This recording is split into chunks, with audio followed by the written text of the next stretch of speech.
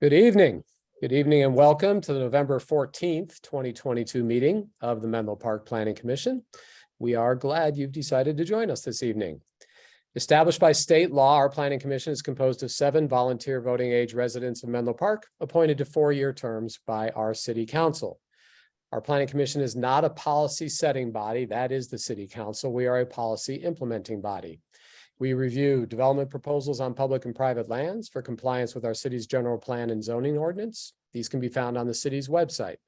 The commission reviews all development proposals requiring a use permit, architectural control, variance, minor subdivision, and environmental review associated with these projects. The commission is the final decision-making body for these applications unless appealed to the City Council. The commission also serves as a recommending body to the City Council for major subdivisions, rezonings, conditional development permits, zoning ordinance amendments, general plan amendments, and the environmental reviews and below market rate housing agreements associated with those projects. We work in close partnership. We greatly rely on the staff of our city's planning division, which is responsible for coordinating the enforcement of the city's zoning ordinance and related policies concerning applications for residential, commercial, and industrial development projects in our city. If this is your first time joining a Planning Commission meeting this evening, we are very glad you are here, and we encourage your active participation, whether you're an applicant or interested member of the public. For the second time, and only the second time, since we had moved to remote Planning Commission meetings at the beginning of the pandemic in early 2020, we are moving back to in-person meetings, and this is the first time that we are in the City Council chambers. It is a hybrid meeting, so some are participating there, some remotely. Please bear with us as we continue to work on integrating those present in person and those participating online. With that introduction, I'll turn to our clerk this evening, Chris Turner, who is in City Council chambers, to explain how members of the public can participate during public comment periods this evening. Mr. Turner. Thank you, Chair DeCarty. Regarding the procedures for communicating tonight, the commissioners participating via Zoom will have their webcams on for the duration of the meeting.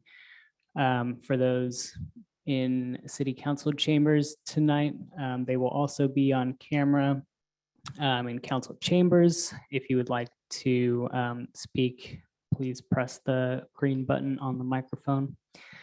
For those presenting on an item on tonight's agenda, we ask that you also turn on your microphone and webcam during the presentation of your item. A staff member will assign you keyboard and mouse controls if you are displaying a presentation. We kindly ask that you turn off your webcam and microphone when done with the presentation portion of your item, unless called upon by the chair. During the public comment period, members of the public will have an opportunity to share their comments or questions by clicking on the hand icon if you are participating via Zoom, or if you're calling in, clicking *9 on your phone. If you are participating in person, please fill out a comment card and turn it in to me, and we will make sure that everybody has a chance to give public comment. If multiple people are speaking from the same account, please let us know at the beginning of your time, and we will make sure each person gets a chance to speak. And with that, I will hand it back to you. Great. Thank you, Mr. Turner. With that, we will turn to item B on our agenda, which is roll call. I'll ask each commissioner to unmute themselves and verbally announce their presence in alphabetical order, beginning with Commissioner Barnes. Good evening, present. Good evening, Commissioner Doe. Present, good evening. Commissioner Doe is in City Council chambers for those of you who are looking at the screen. Vice Chair Harris. Present. Commissioner Schindler. Present. Commissioner Tate. Present. Commissioner Riggs will be absent this evening. I am the chair, Chris DeCarty. My pronouns are he, him, and that has 6 of the 7 present this evening.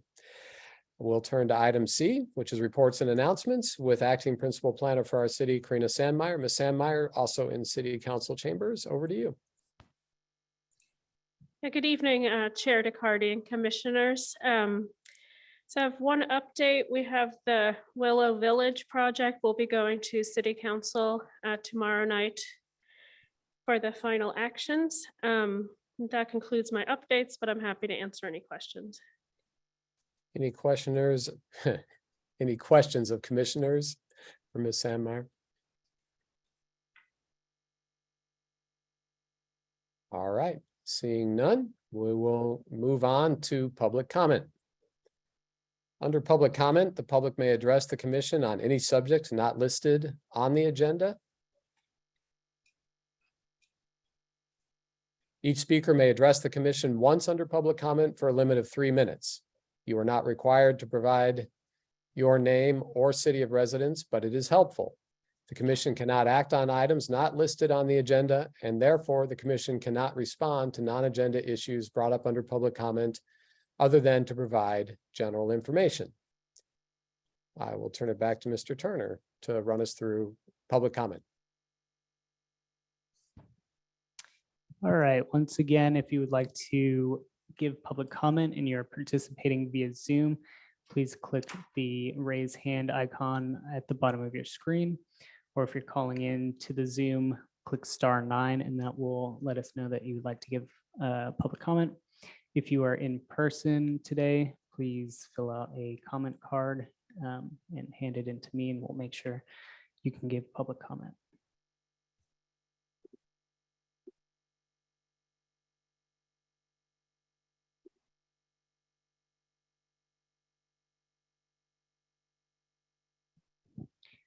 At the moment, I don't see any hands raised, and there are no comment cards handed in here in council chambers. All right. Thank you, Mr. Turner. With that, we'll close item D, public comment. We'll move to item E, that's our consent calendar. We have no items on the consent calendar this evening, and so that moves us to item F, which is public hearing. Our first item on public hearing is item F1. That's to adopt resolutions, adopting the initial study and mitigated negative declaration and approving the use permit and architectural control to demolish an existing commercial building and develop a new 163-room hotel at 3723 Haven Avenue in the OB, that's the office bonus, zoning district. The building would contain 3 stories of podium parking, 5 levels of hotel rooms, a ground floor lobby space, and a coffee shop, which would be open to the public, and a 4th floor bar and restaurant area, which would include an outdoor rooftop garden and would also be publicly accessible, regardless of coffee shop and bar lounge patronage from 6 a.m. to 10 p.m. Hotels are conditional use in the OB zoning district, requiring a use permit. The project also includes use permit requests to allow modifications to the zoning ordinance requirements for modulations and step back design standards, and to allow outdoor seating for the coffee shop and bar and restaurant. Pursuant to the California Environmental Quality Act, CEQA, the initial study and mitigated negative declaration, that's the ISMND, was released on October 13th, 2022. The 30-day comment period has been set from Thursday, October 13th through Monday, November 14th, 2022. That's today. The ISMND identifies less than significant effects with mitigation in the following categories: air quality, biological resources, cultural resources, geology and soils, greenhouse gas emissions, hazards and hazardous materials, noise, and tribal cultural resources. The ISMND identifies less than significant effects in the following categories: aesthetics, energy, hydrology and water quality, land use and planning, population and housing, public services, recreation, transportation and traffic, utilities and service systems, and wildfire. The ISMND identifies no effects in the following categories: agricultural resources and mineral resources. The ISMND does not identify any significant and unavoidable environmental impacts from the proposed project. The project location does not contain a toxic site pursuant to section 65962.5 of the government code. And with that, I will turn it over to staff to kick us off. Good evening, Chair DeCardi, members of the Planning Commission, and members of the public. Thank you very much. I would like to present a couple of announcements, and then I'll have a my own staff presentation, sorry. First and foremost, we did receive 2 public comments on the initial study and mitigated negative declaration, and we have shared those with the applicant and the Planning Commission by email, and those will also be included in the agenda to be updated. And another announcement today it had come to our attention that there was a discrepancy in the initial study, an inconsistency regarding the bicycle parking, and that is correctly stated in the plan set and the staff report materials. So those documents do have the corrected and updated and correct number. And with that, I would like to start with my presentation, then I can follow up with any additional questions, or if you'd like, Chair, we can ask questions about what I've just announced, I suppose. No, I think go ahead with your presentation and we'll just do one round of checking on questions. Thanks for checking. Sounds great. Thank you very much. The presentation should be up shortly, and I'm working with staff to present that.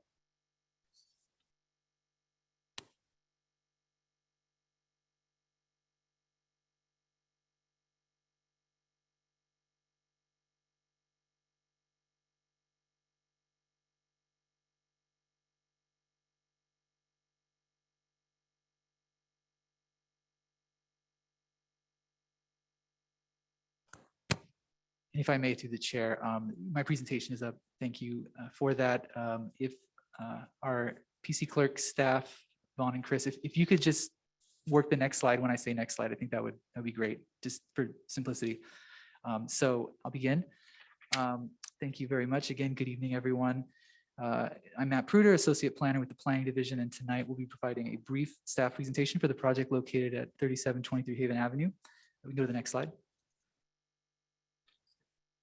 And here's a quick overview for this project. First, I'll be giving a brief staff presentation, which we're doing now, followed by any specific questions that the commissioners may have for staff.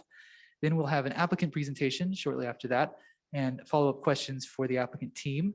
Following that, we would then have a public comment period for this item specifically, and then after that would be the commissioner and deliberation, and ultimately a motion and second for a vote for this item. And we can go to the next slide, please. As a brief overview, you will be making a final decision on the following two actions. First, we have a resolution adopting the CEQA findings, the initial study, and mitigated negative declaration, or ISM&D, and the mitigation monitoring and reporting program for the project, or MMRP. And there's also a second resolution approving the entitlements for the project. And these include a use permit and an architectural control request. For the use permit, this involves 4 specific requests. First, the proposed hotel use is a conditional use in the O zoning district, the office zoning district, and this requires a use permit. And then there are also 2 use permit requests to request for a modification of the modulation and step back requirements, which are development standards in the O zoning district. Lastly, a request for outdoor seating is also proposed, and this requires a use permit when other entitlements are requested. Next slide, please. The proposed project would involve the full demolition of the site's existing office building and service parking lot, and the construction of a new 8-story, 163-room hotel. The building would contain 3 stories of podium parking, 5 levels of hotel rooms, and a ground floor lobby space and coffee shop, which would be open to the public, and a 4th floor bar and restaurant area, which would also be open to public patronage for private consumption. And it would also include an outdoor rooftop garden, and that would involve a public open space that does not require bar restaurant patronage as well, from 6 a.m. to 10 p.m. Next slide, please. As stated earlier, an initial study and mitigated negative declaration were prepared for the project, and several mitigation measures from the Connect Menlo Environmental Impact Report are to be implemented for this project. And in addition, project-specific mitigation measures have been added for implementation of potential air quality, biological resources, cultural resources, hazardous materials, and noise impacts. At 5 p.m. today, the 30-day review period, which had started earlier on October 13th, has concluded. And again, as a reminder, we received 2 public comments, which we are sharing through the agenda. And one more slide, please. That concludes my presentation. I'm happy to answer any questions that you may have. And I would also like to announce that Ed Schaefer from our city attorney's office is available for questions as well. And following questions with staff, the applicant team for Hotel Moxie project will be available, and they will share their presentation. Thank you very much. Terrific. Thank you, Mr. Pruder. Any clarifying questions for Mr. Pruder before we move on to the applicant presentation?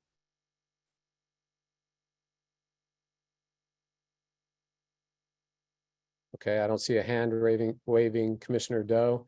I have one just on how you want to move through this item, Mr. Pruder. We will have two resolutions. The first one with the elements around the environmental impact review and the second one around architectural control use permit. Is that what you want to do, or do you want to put them together into one?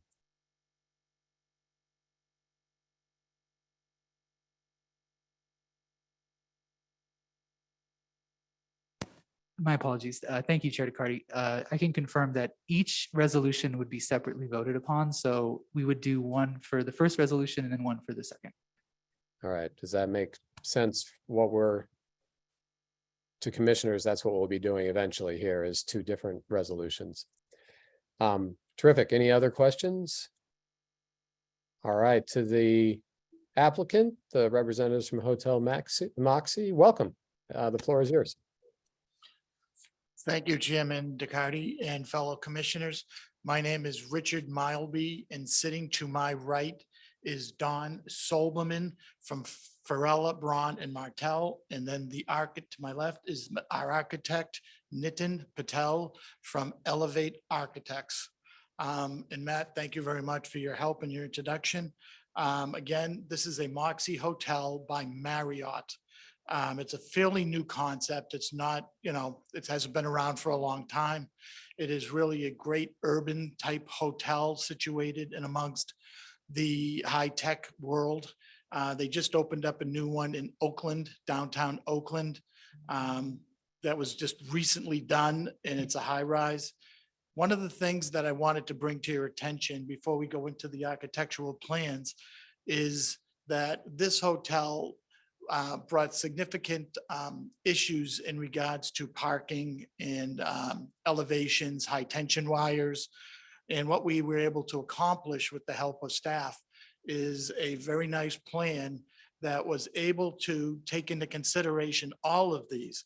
And what we ended up doing was keeping the first rooms on this hotel at an elevation above ground of over 48 feet.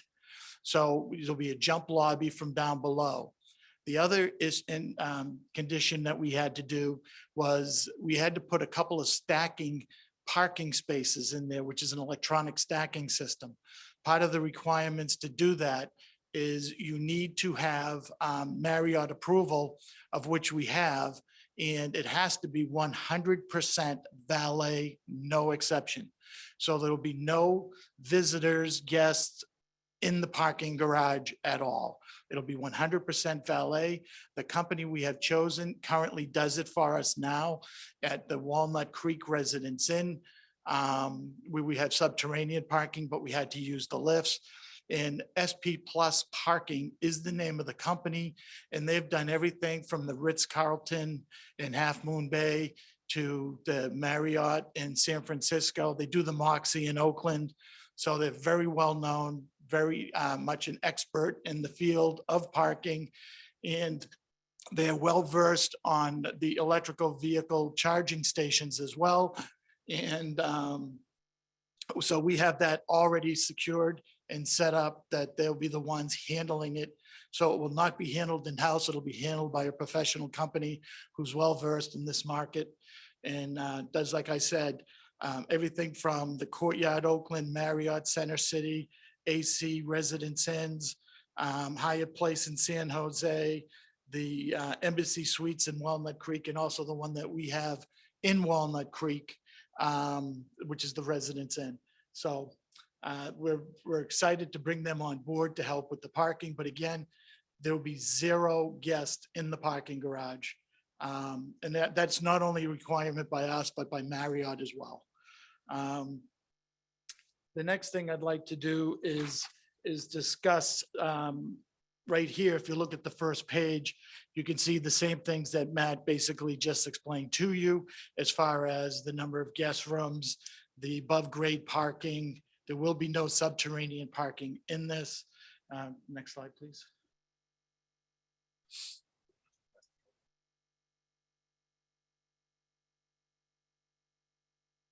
Excuse me?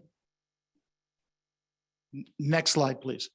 Okay, this is the Marriott, the Moxie guest rooms, as you can see, that they're just the standard guest room with some nice appointed features. This is fairly standard in the Moxie prototypes that we're going to be doing. Next slide, please. On the fourth floor of this hotel, as part of an amenity for the public as well as the hotel guest, we've created a entertainment area, if you will, that'll include a bar as well as a converted food truck, if you will. It will not be a food truck per se. It'll be like a hollowed out one where it's like a special type of design where we will be serving to the public foods and like Taco Wednesdays, for instance, and such like that. So we're very excited about this concept. We have done it in the past and it's very well received. And again, it will be able to overlook the bay because the adjacent tenants that are between us and the Salt Bay is a dog kennel and a self-storage facility. So we'll have much more height over that. And again, this is an amenity that will be opened up at 6 a.m. and closes at 10. And we probably plan on locking the doors down below for new guests at around 9:30, just because we don't want people coming up and then not being able to order something and relax, because we will be closing at 10 p.m. That is not only an ordinance, but as a hotel, people like to sleep there as well. So next slide, please. What we can go to the next one on this one. Again, this is like the food truck we were talking about, serving daily items, and that daily items will be constantly changing. And once we get it established to the way the public likes it, it'll become more of a routine, if you will. But right now, we're going to be trying different things as we go to find out what the population really enjoys and likes. Next slide, please.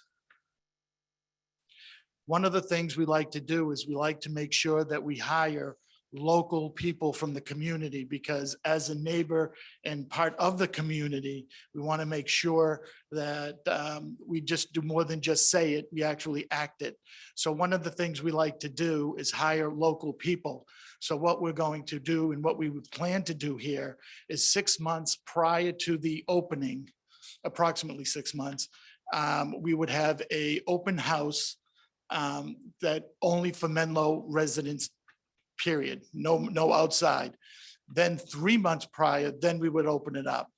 And as you can see by this slide, anybody who works over the 30 hours, which we plan on being, most of them, 40 to 45 of the members, they will get the full medical benefits, dental, all that, vision plans, 401. So it's a very good job and we're excited about that.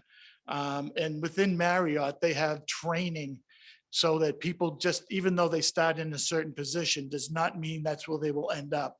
They will, they can grow as much as they want to and expand their careers as much as they want to. It's what they put into it is what they can get. So this is one thing that we're very excited about, and we hope that Menlo Park residents take advantage of this. So next slide, please. I'd like Don Sobelman to describe this. What we've done is we've actually calculated some, city revenues through a company. Thank you, Rick. So the project applicant retained EPS, Economic and Planning Systems, which is a well-respected consultant in the area of land use economics, to do a study of the fee revenue for the city.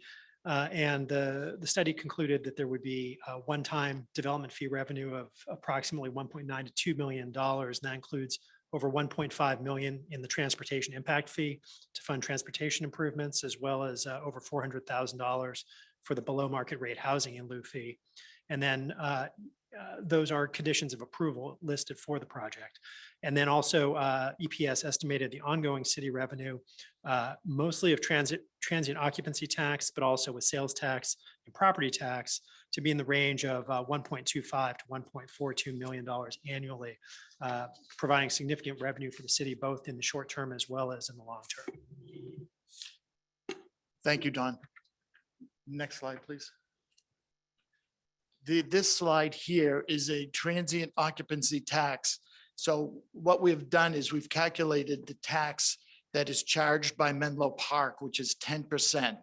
As you can see, multiplying that out by a conservative number of the ADR, average daily rate for the charge of the hotel, the number of rooms, the percent occupancy we anticipate to obtain here, and it brings over $6.8 million over the next 5 years. And as you can see, the numbers are not stagnant, they step up, because as the hotel gets acclimated to the area and people realize we're here, the occupancy obviously gets stronger. So with that, you can see the estimated occupancy. We've started off at 78% up to 86%. So that's why it changes like that. So the first number in year one, 2024 at 1.229 is it just goes up from there. So that's how this works.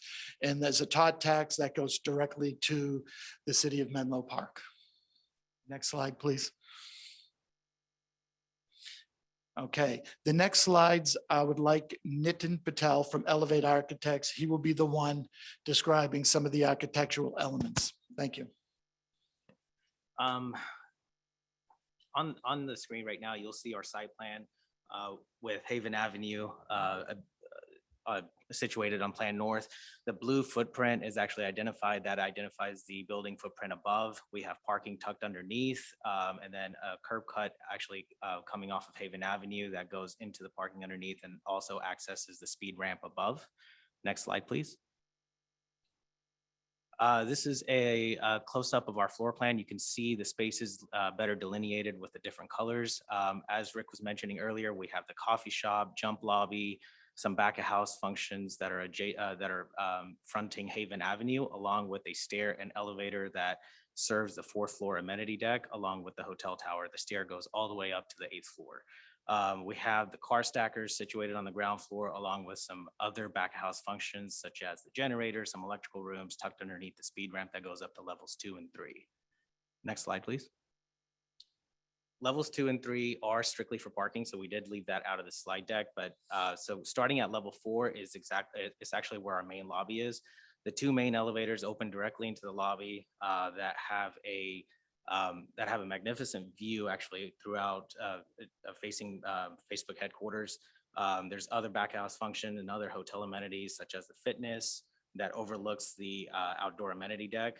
That elevator that I was mentioning earlier, that's in plan top left, that's actually for the public elevator that opens up into the public portion of the amenity deck and then kind of bleeds into the hotel amenity deck that has the indoor-outdoor bar. There are some guest rooms on this floor, some of which actually open up into the amenity as well. Next slide, please. Levels 5 through 8 are strictly for guest rooms. We have 2 wings with the elevator situated in the corner, in the center, and then 2 stairs that are used for egress. Next slide, please.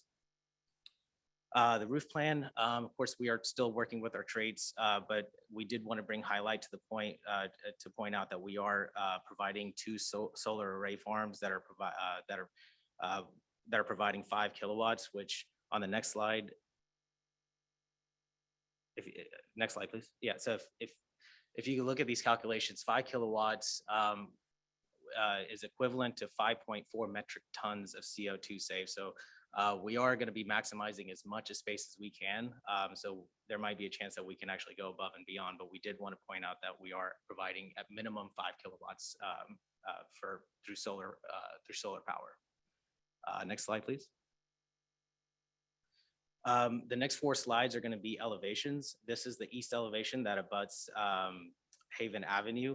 The primary materials that we are using is metal panels, Nichiha wood panels, and EIFS. Majority of the metal panel is concentrated on the front, especially with the orange colorations. We wanted to pay homage to the salt ponds in the area and kind of bring out the colors that they form as the salt forms. Next slide, please. And that concept is carried, at that corner. So that's going to be our most visible. That's going to draw attention to it the most. That's exactly where our lobby is located as well. So we've maximized the amount of glazing that's in that area as well. Next slide. This is the elevation that fronts our access alley. A lot of our back of house functions are going to be along this street, including our trash enclosure as well. Next slide, please.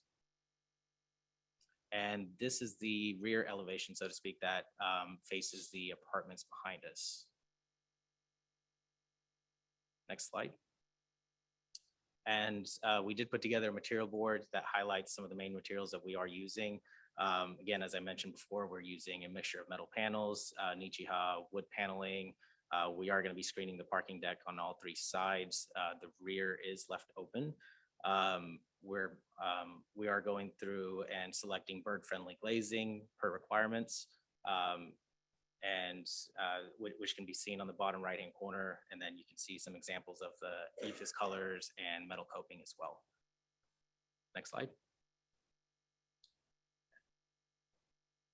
And I'll turn it back over to Rick to close out, and then we can take any questions from there. So again,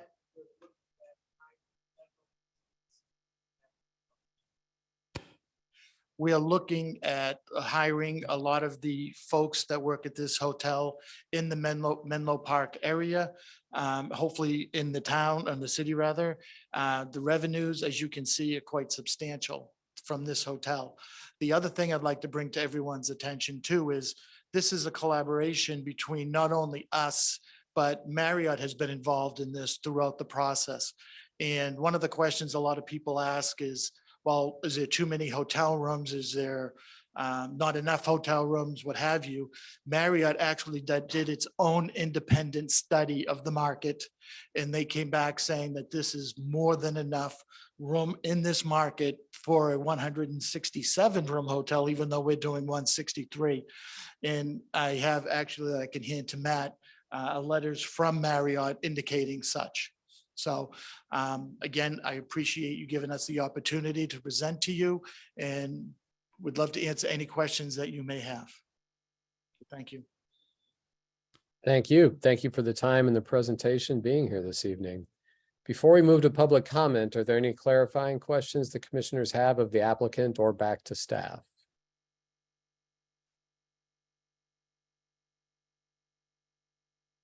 Commissioner Barnes. Thank you, Chair DeCardi. Clarifying question to staff. And this is a question as it relates to the Connect Menlo plan.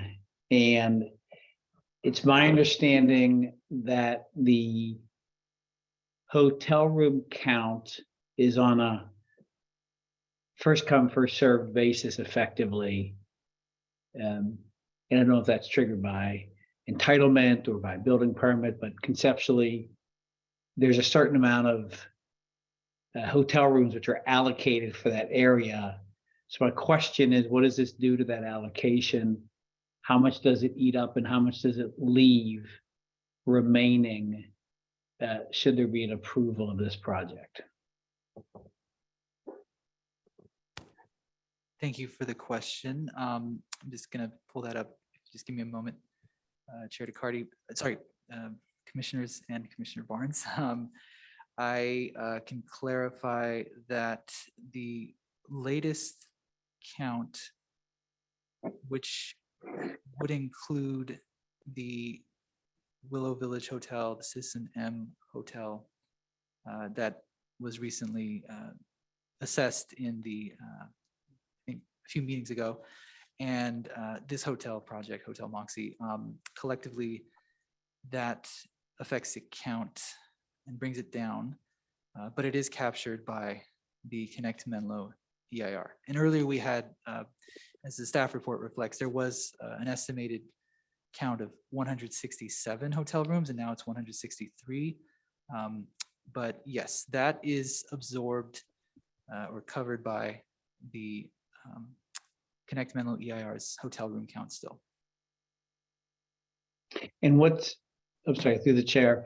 So what is the leftover amount, assuming Moxie Willow Village in this? Is there a certain number of residual units that theoretically are left? Sure, I can pull that up right now on my end. Just be one moment. apologize. But yes, that would.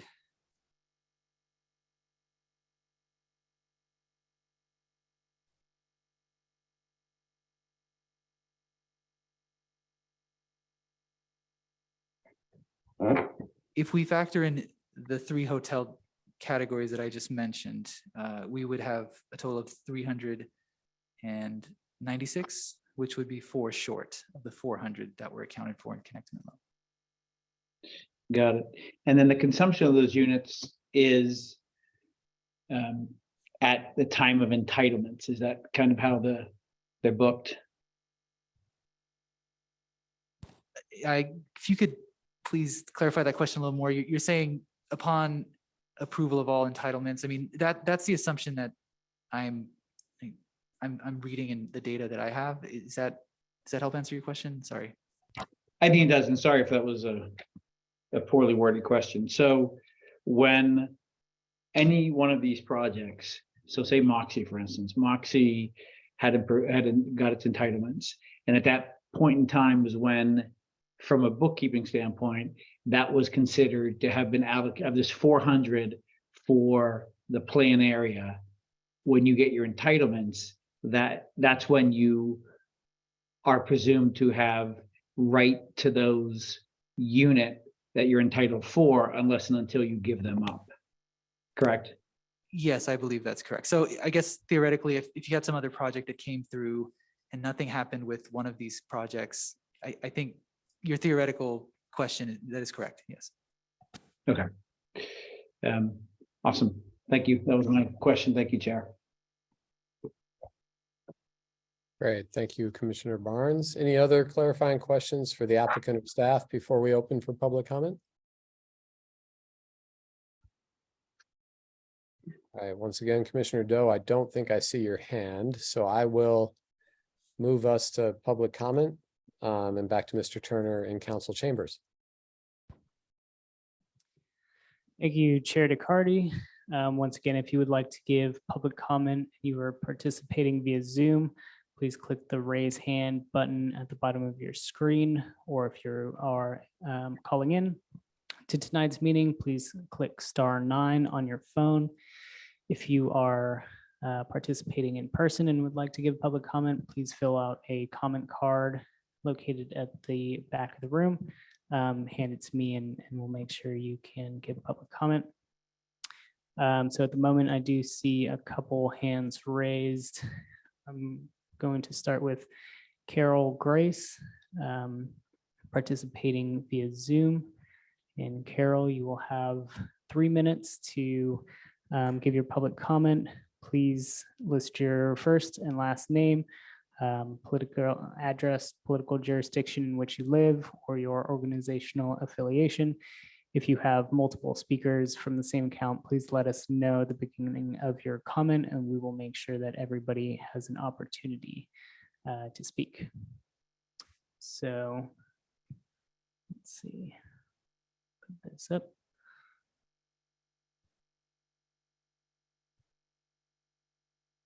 Carol, you should have the ability to unmute yourself now. Okay, I've tried to unmute. Can you hear me?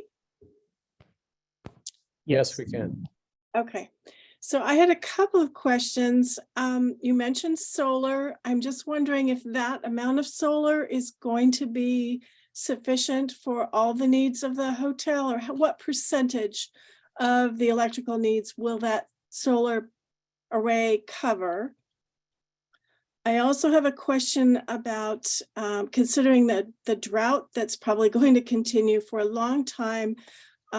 Does this facility have a secondary gray water system, or another system for reusing gray water? Do you have any type of rainwater capture or any system to use rainwater or gray water for irrigation? And just a personal response, I have a very negative feeling towards the orange. I hear you saying that you want it to go with the salt flats, but orange to me is just a really big yuck turnoff. I wish you would choose a different color. Thank you. Thank you.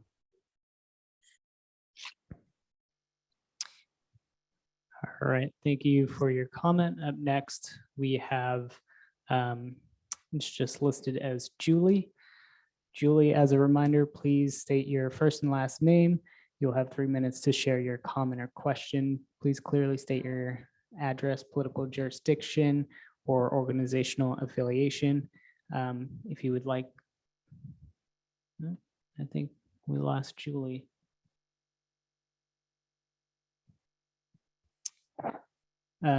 Julie, Now- you have the ability to. Yeah, now unmute. you've unmuted me. Thank you. Okay, there we go. It took a minute to come through. So my name is Julie Shanson. I'm a resident of District 2, The Willows. And I'm a Menlo Park resident for the last 21 years. Coming up on 20, maybe, my math. Anyway, I'm concerned because we are headed into a downturn. You know, big employers in our area have just had layoffs. And I'm concerned that just because we can build 400 hotel rooms doesn't necessarily seem like we want to do that there. There's just nothing to walk to in that location. And so everyone who arrives is going to be arriving by car. And if they're not driving that car, they're going to be arriving by Uber. And people speed, not just down Haven Avenue, headed both to and from Redwood City, but also at the Bayfront Expressway. I can understand that it's a useful location being at the corner of so many highways, but it's also in a flood zone and the wind whips through there quite a bit. I strongly encourage you as you're planning this hotel to think about the atmosphere, both for the guests who are going to stay there and who are going to try to be getting in and out and away.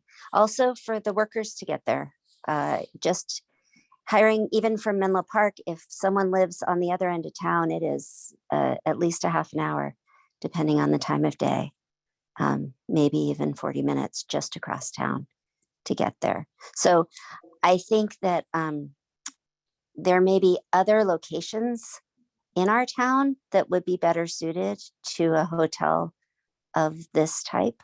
And I would strongly encourage you to think about that as you're competing with all the other hotels with places where guests can walk and do other things. Thank you. Thank you.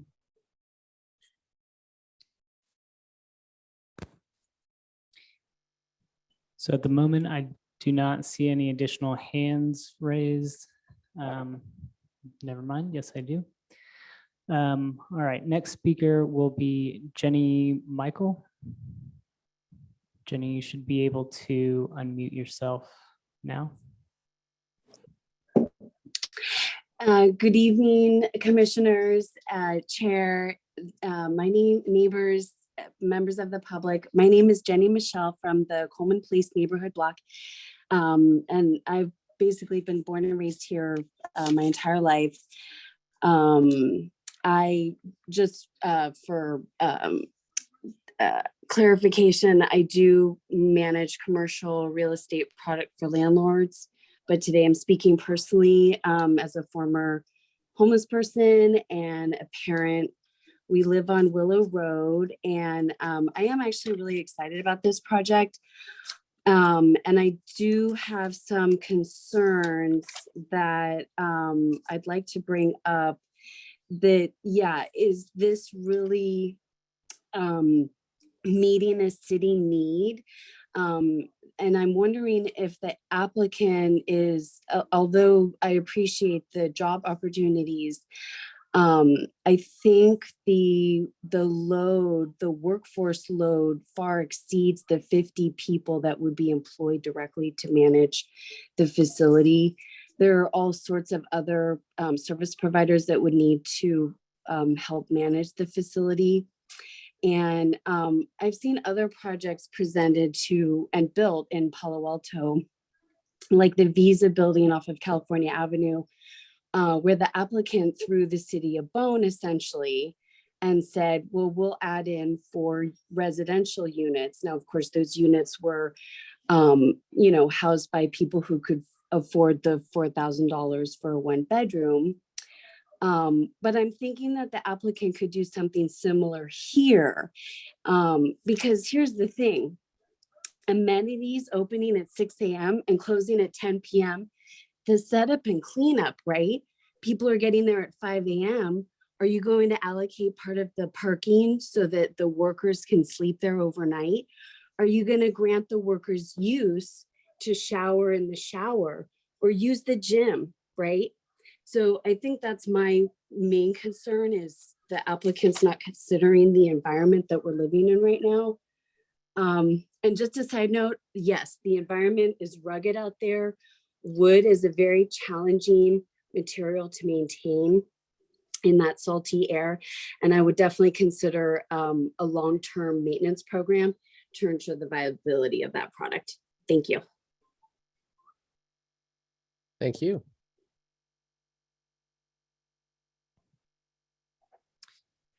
Thank you. Once again, if you would like to give public comment, please click the raise hand button at the bottom of your screen, or if you are calling into tonight's meeting, click *9 on your phone. At the moment, I do not see any additional hands, and I did not receive any in-person comment cards on this item. Let's just give it one more second.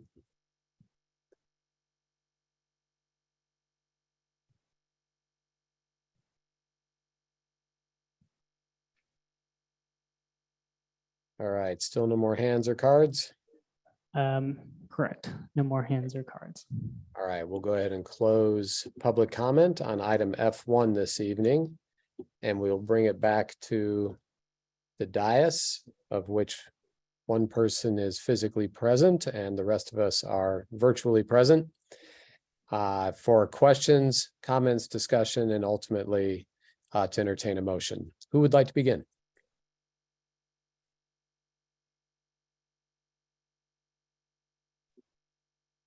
Vice Chair Harris.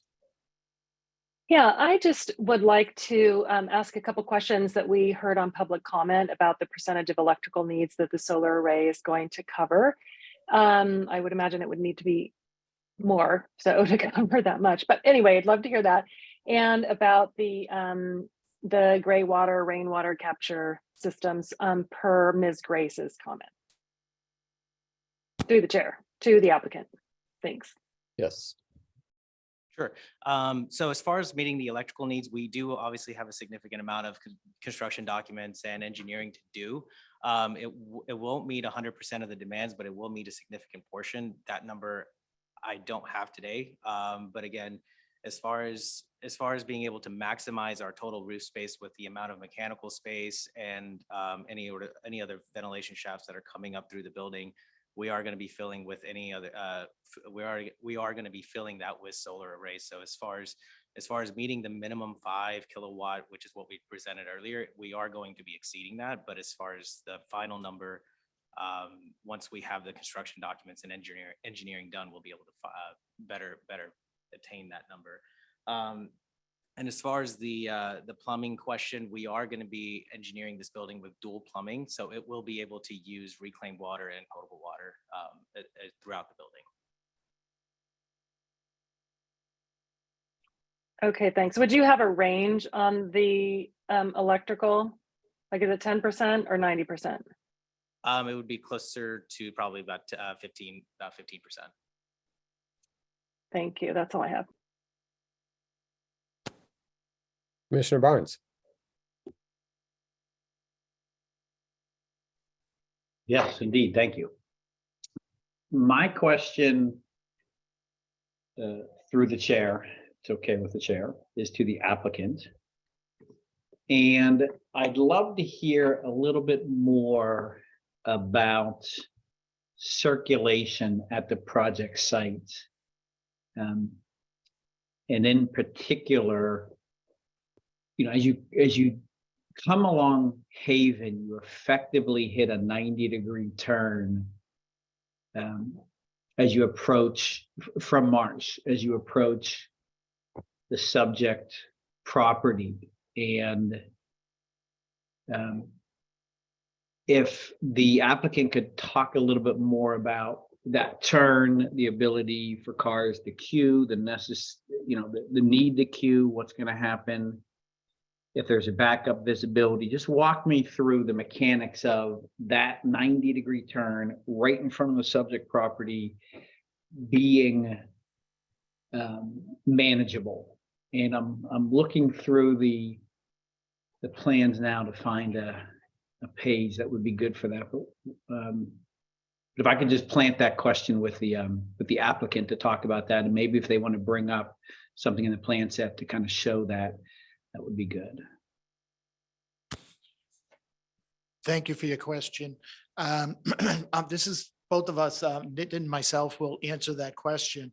One of the things I'd like to bring to the attention is knowing that a lot of the employees will be coming from the Facebook area. We are providing a shuttle from the hotel to a 5-mile radius. So when people do show up here, and if they're either Ubering or if they're in a car, a lot of times they're just going to leave the car there. But as far as transportation to and from the offices, we're going to be providing a shuttle. So that is going to eliminate a lot of traffic. As far as coming in on the 90 degrees, I'll turn that over to Nitin. Sure. So as you mentioned before, there is a 90-degree turn into the site. You're immediately met with a valet area, which is going to be housed with a valet stand. We have been, closely coordinating with the valet company, as Rick mentioned earlier. So there will be a valet office there that's ready to pick up your vehicle in queue. The car stackers there on the ground floor are, strictly for valet only. So there will be multiple attendants ready to pick up vehicles to avoid any sort of long queuing. We estimated maybe 2 vehicles at max at any given time, given the traffic and some of the amenities that we've had to offer. So as far as queuing and as far as queuing goes, our consultant we've been working with pulls under the deck, and then the car would be picked up by the valet attendant and either be parked on the ground floor or levels 2 or 3.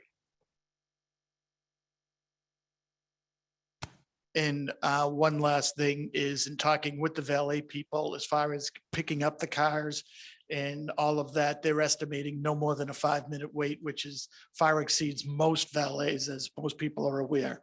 But that's what we've been told, and we've actually have history with that at the hotel at Walnut Creek, where we have 100% valet there as well.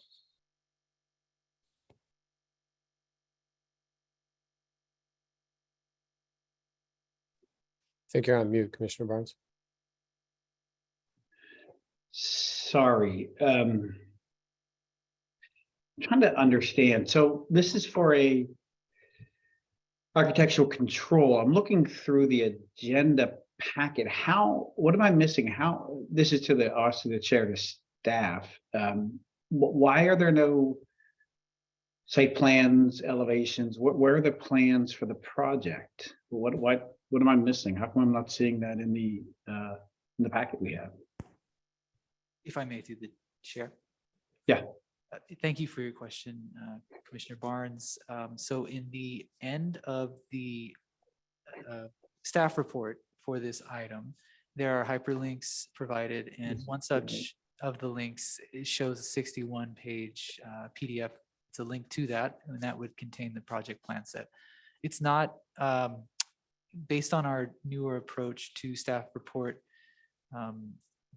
preparation. It's provided through a series of hyperlinks in this case. And so that, along with the CEQA document, is referred to at the end of the staff report. There are some attachments, but the project plan set specifically is through a hyperlink at the end of the staff report. And I'm happy to guide that some more if you need more clarification on a particular page.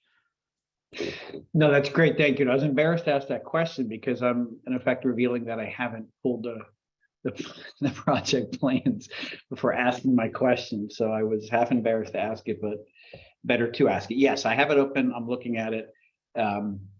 Thank you. So that's my initial question. Thank you, Chair. Thank you, Commissioner Barnes. Anybody else with questions or comments at the moment? Commissioner Doe, I will look for, oh, I do see you. There was a raised hand. Commissioner Doe. All right, we've successfully navigated a hybrid planning commission meeting. The floor is yours. Thank you, Chair, for looking for my little hand. I had a question for the applicant. I read in the initial study that the southwest corner of the building steps down, and I just want to make sure I understand. When I look at the drawings, is it not the northwest corner of the building that is the amenities deck? Or am I may be turned around with the.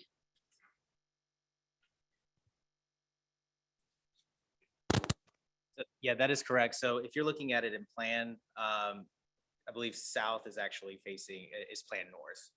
So you're correct. Your assumption is correct. Okay, thanks. Because the reason why I asked was because and one of the commenters mentioned wind from the north.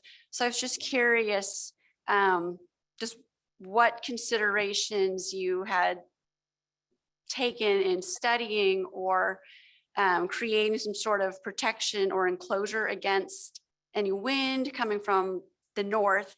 The second part of that question is, if it's shaded then from the south, similar question, if you had solar considerations, on a cold, cool autumn day, someone might want to sit out in the sun, but where's the sun on the amenities deck?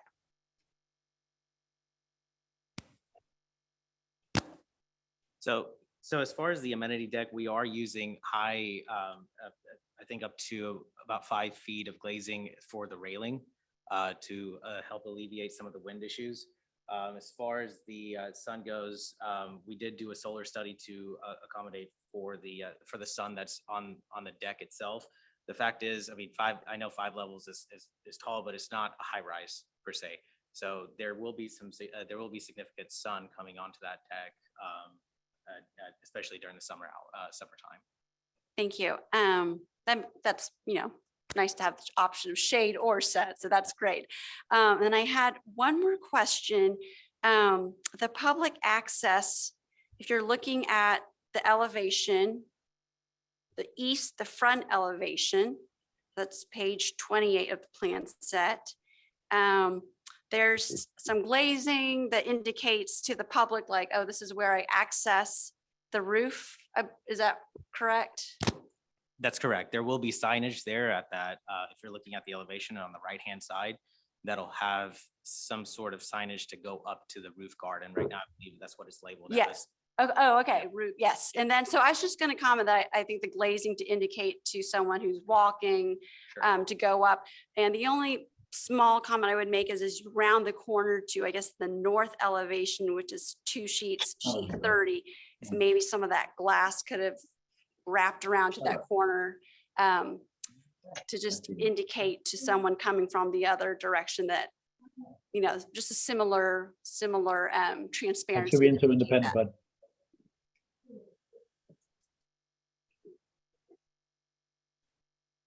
So you're saying from east to the set of double doors going into the stairs.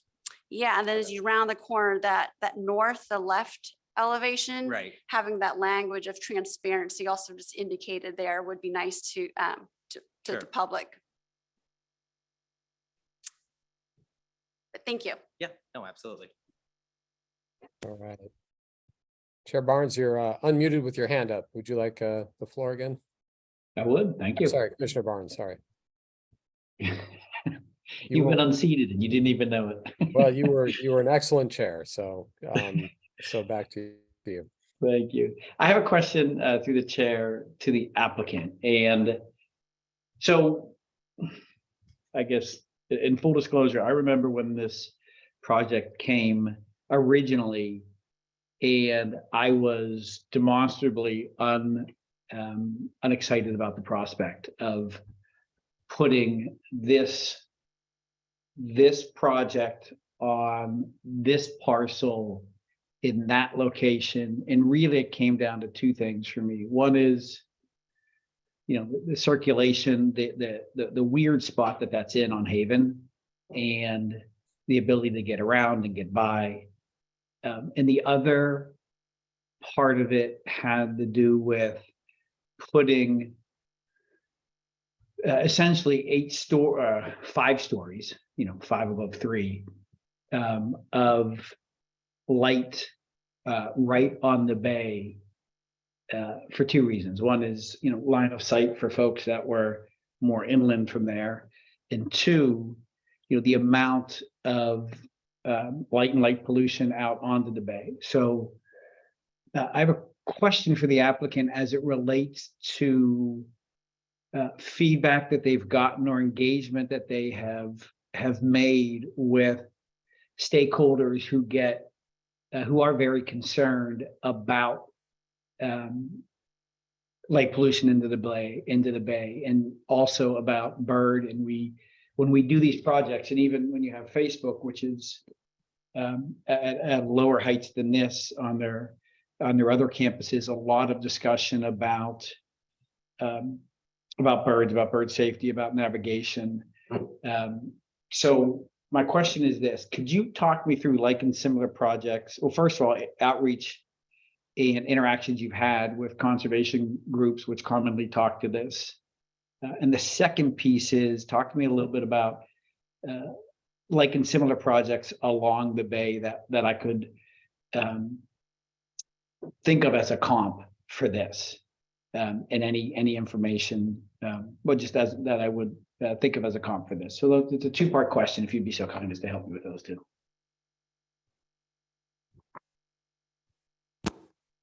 I can address one of the questions as far as the bird safety. I know one of the requirements is to provide bird-friendly glazing. We are actually doing that throughout the entire project in its entirety, including the railings as well. We'll be using fritted glazing there, which will also be bird-friendly, along with the guest rooms and the public spaces in the storefront that's situated throughout the project. And then I'll turn it over to Rick for the other question. I'm not quite sure what you're asking in regards to comparing this to other projects. We've never built one on the bay, so I'm really not sure if I'm qualified to answer that. But as far as pollution leaving, the ground and everything else, this is very self-contained. We have worked with all of the folks in regards to waste management, recycling, all of that, and not sure if that answers anything, but If it's okay through the chair, have you done any outreach to conservancy groups along the bay which commonly weigh in on projects which front the bay? Yes or no? no. My other question, as it relates to not necessarily a comparison, but what would be where else along the bay is there an 8-story hospitality property that is like and similar to this? Doesn't have to be the same brand, doesn't have to be the same flag, doesn't have to be the same room count, but could be considered another 8-story in this type of proximity to the bay. Not sure about proximity. Burlingame has an awful lot of hotels that are on the bay that are well over 8 stories. You go down, as you go down on the 101, you have the Courtyard, which I believe is around 6 or 7 stories. They're fairly close in Redwood City. So there are numerous hotels that are along the bay. Throughout all up and down the bay, actually. I mean, from Burlingame down.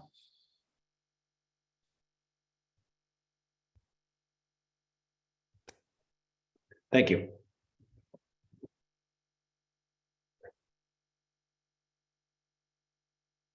Anything else for now, Commissioner Barnes? I'm sorry, that was my closeout. Thank you very much for the opportunity to ask those questions. Sure. Any other commissioners right now? I have a few questions. I'm happy to go, but would defer to other commissioners right now as well.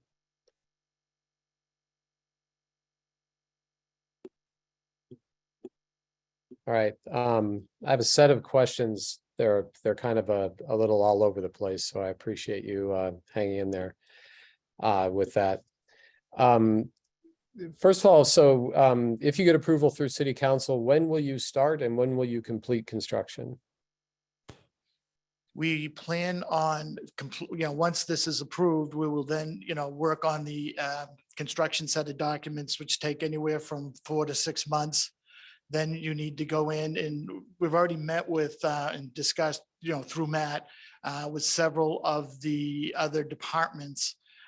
So we're familiar with what we need to do on all of that aspects. And then once you get the plans, then you've got to bid them out and then get a building permit. And we typically do that together. So we're looking sometime in the summertime, probably, of actually starting construction. And construction, because of the nature of the site, will take anywhere from 18 to 20 months to complete. So from now, within 3 years, it would be done and occupied? Yes, sir. That's our hope. And if, as one of the public commenters said, there's an economic downturn, would that be a reason for delay? And either to you or to staff, how long is this window open for you to be able to utilize this approval to build the building? This would not slow us down. If anything, it's best to build in this type of environment when you plan correctly with materials and stuff.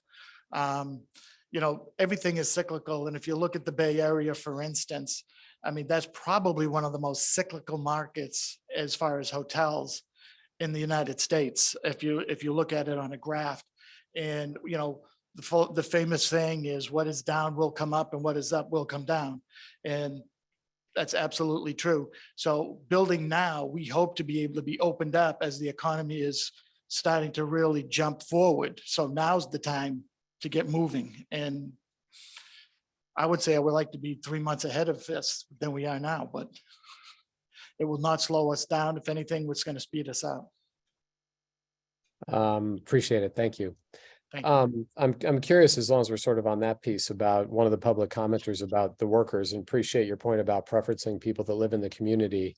But what about the questions about parking or about being able to get to the site for work, about using the hotel amenities themselves, showers, that kind of stuff? Can you just talk a little bit more about how you'll help workers that would be working, arriving very early or staying very late? Yes, obviously, there'll be parking in the garage, but they will not be parking. It'll be valet 24/7, regardless of who you are. So that's not an issue. As far as employees and employee showers and such, we actually have them designed within the building. So we've taken that into consideration. So not only are we looking at using these people from local, but we've got a lot of amenities for them as well, including benefits for the 40 to 45 people who work over 30 hours, which is a substantial amount of the 50 in total. As far as other amenities, Marriott has been known for its service. It's a service-oriented company. So again, we train people to move up. We don't train people to stay stagnant, and it's up to them to where they want to go. And we encourage growth. We encourage people to do their job, do it well, and move up within the organization. And that's what happens in a lot of our employees. So we're very excited about that. We take a lot of pride in that. Turnover costs a lot of money. We don't believe in that. Thank you. And just to clarify, so there is parking available for employees? 100%. Okay. At free of charge, no cost. Valet, they will not go in the garage. Again, it's mandatory. So we not only give them free parking, we valet for them. So when it's time to leave in the middle of the night, they can sit there and feel totally safe, because it'll be brought to their door right away. And then not only that, but as far as, I'm sorry, I lost my train of thought. What was the other question, sir? No, that was it. That's helpful. Thank you. Thank you. So I appreciated the question about some of the outreach that Commissioner Barnes had. Can you remind us, what's the outreach you've been to the community, to the people that live nearby? What was the outreach? What was the responses that they gave you about the project or any concerns that they had? We had a neighborhood meeting at the Hotel Nia. The only people who showed up were the people from the Hotel Nia. We have really had no outreach. We've had no comments. We've had no anything, and Matt has been involved in that process throughout, so. So just to be clear, so you had an opportunity for residents to come to the Hotel Nia for a session, is that right? Yes, it was advertised and not to make light of it, but I brought home a lot of cookies and sodas. No one showed. Did you actually go out and try to reach people in their homes in the community where they are? It's a lot of folks in the community don't have the opportunity to get to Hotel Nia or may not have been available at that time. So did you proactively reach out more deeply in the community? Yes, we sent out, Matt, I think you can answer that one, how we actually had to advertise for that, which we did. And as far as the local people, like the dog kennel and stuff like that, we personally went over and met with them.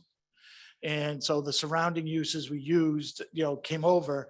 Another thing we've offered to the staff is in order to help alleviate and actually open up the amenities for the public, we have offered to put a fence, a gate in the fence behind us with a walkway to lead to the amenity package. So we're open to that. And if that ever becomes an issue, we have no problem adding one. So just to clarify, that would be from what is considered the rear of the property Correct. on the bay side to be able to come around? Yes, sir. Okay, thank you. One of the questions from the last time you brought this forward was the connectivity to Bedwell Bayfront Park. And talk a little bit about this question about people being able to walk or bike ride to get there, around there, to be able to access the park. Did you address that at all or look at that at all in whatever's come to us now? Well, we've realized that we have to do a lot of work in the frontage, which includes a bike path, streetscape and all that. That is being addressed and that is being added in our responsibility.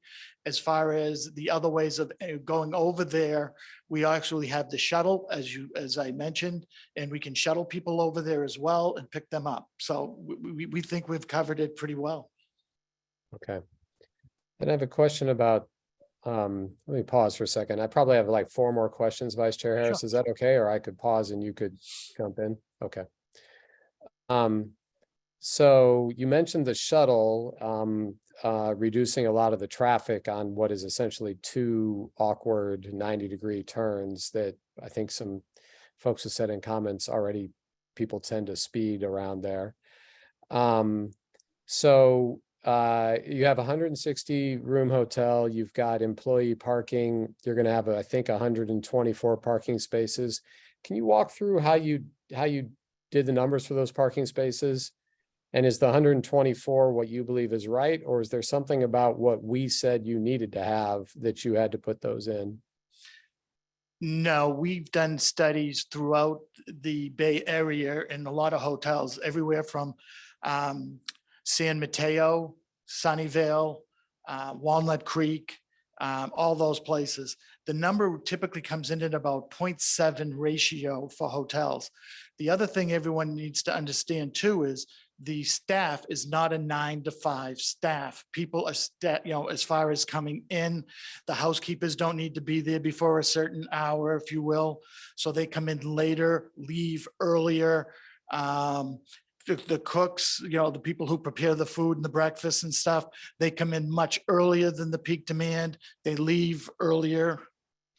So it's a stagnated staff. It's not just a simple 9 to 5, 8 to 5 type day.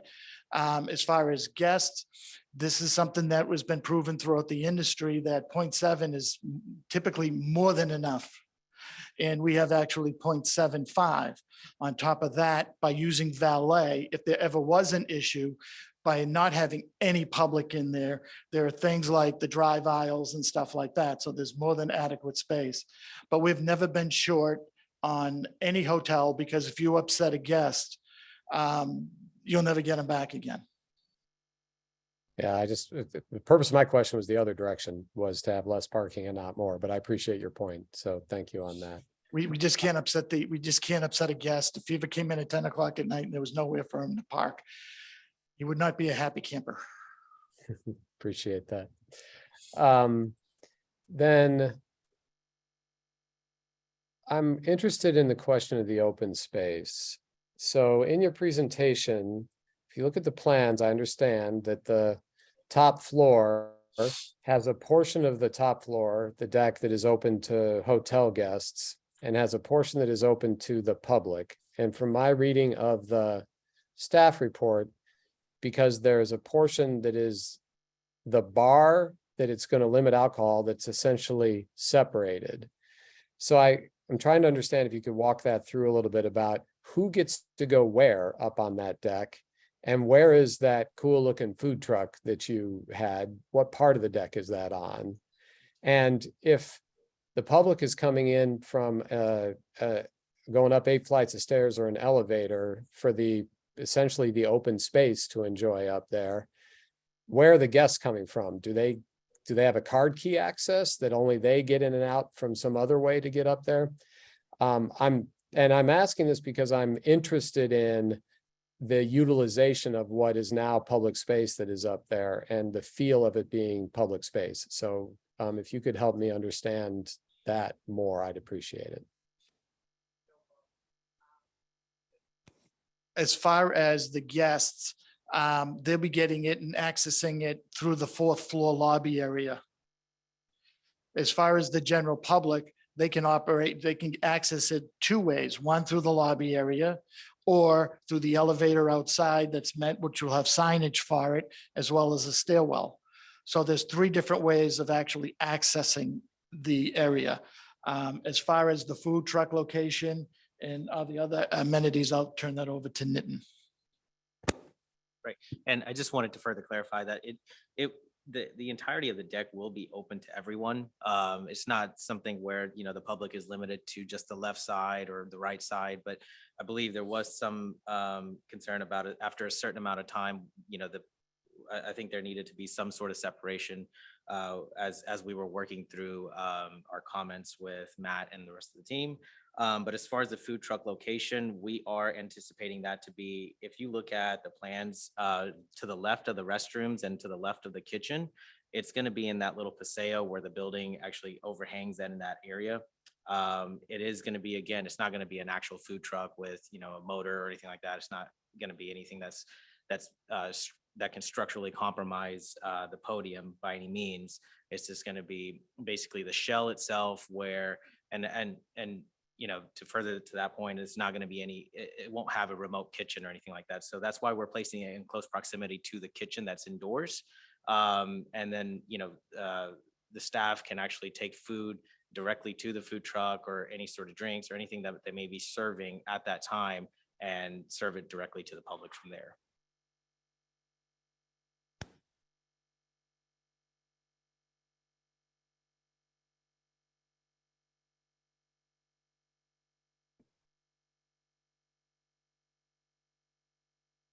Chair DeCarty, you're on mute. Thank you very much, Commissioner Tate. I sounded better on mute. My question is, just to clarify, I can, without a card key access, come in through the lobby and go up to that public open space on the deck. Yes, the access is at the lobby level, so Okay. you do not need a key for it. That's see. correct. Okay.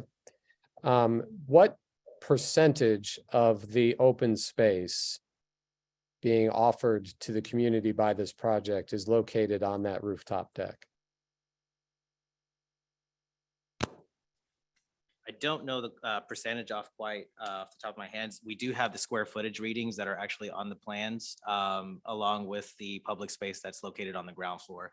Majority of it is located on the rooftop, but we do have significant open space that's within that 20-foot right of way that we're dedicating back on the ground floor. All right. And I believe there is a sheet that identifies the square footage later on in the plan set for that.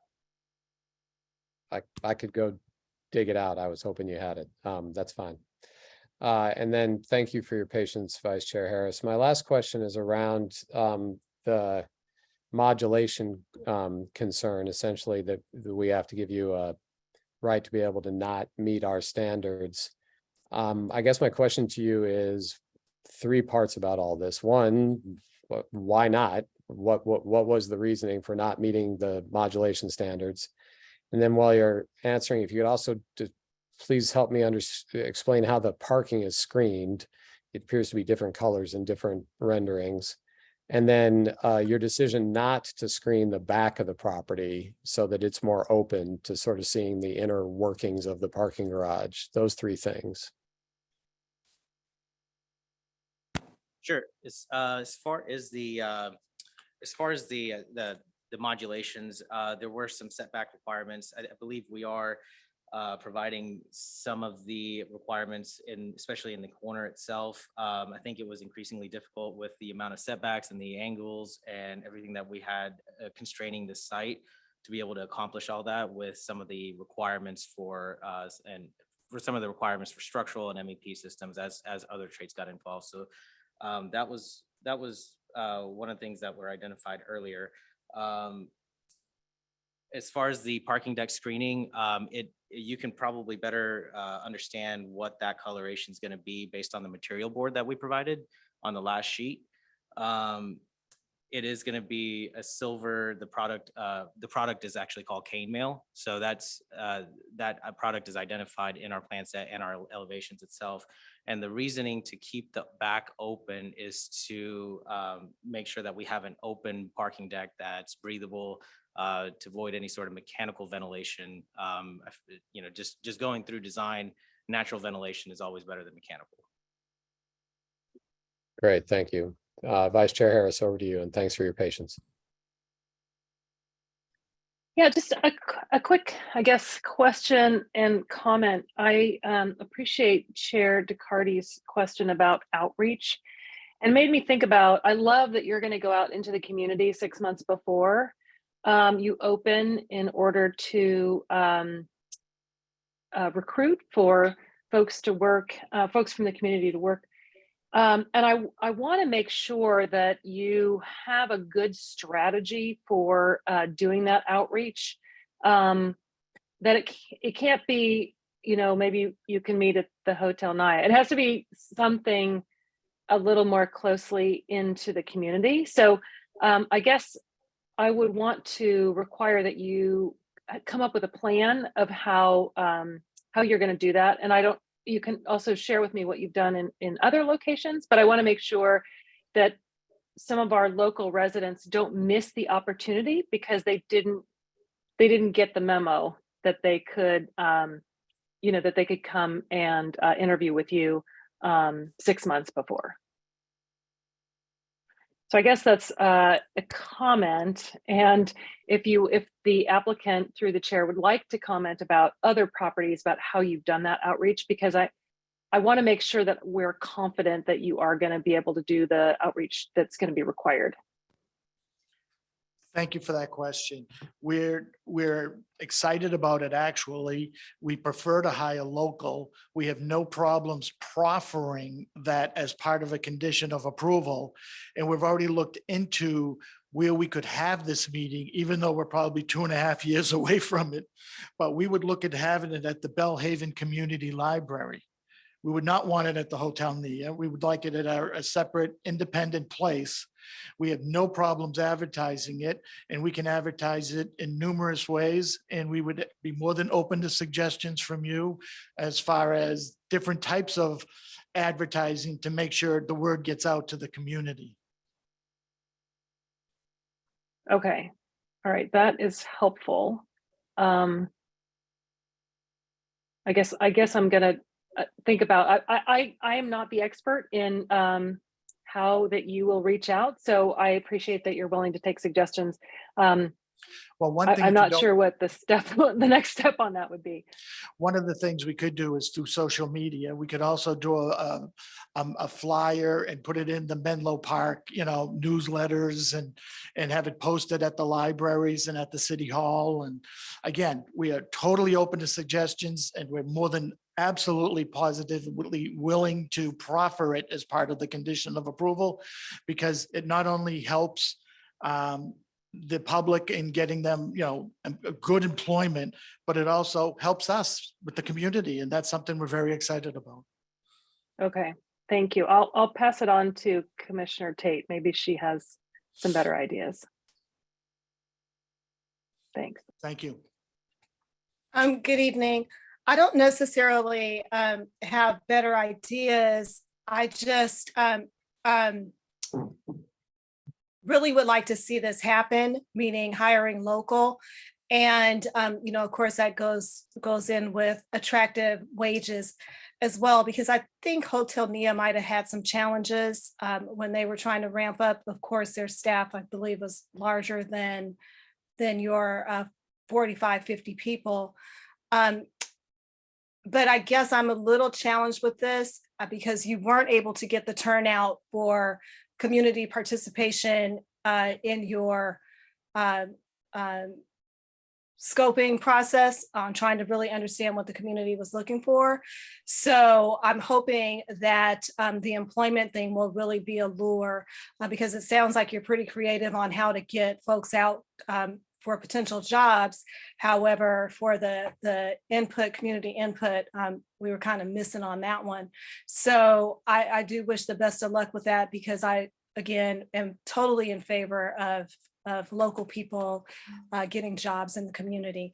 And I know that you already understand about the bilingual material. Thank you. That was just my comment there.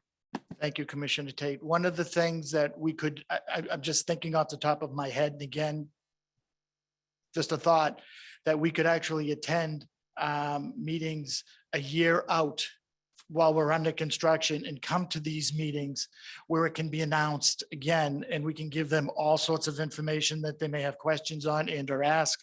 We are open to suggestions. We are opening, because again, it's a two-way street, if you will. It helps the community and it helps us.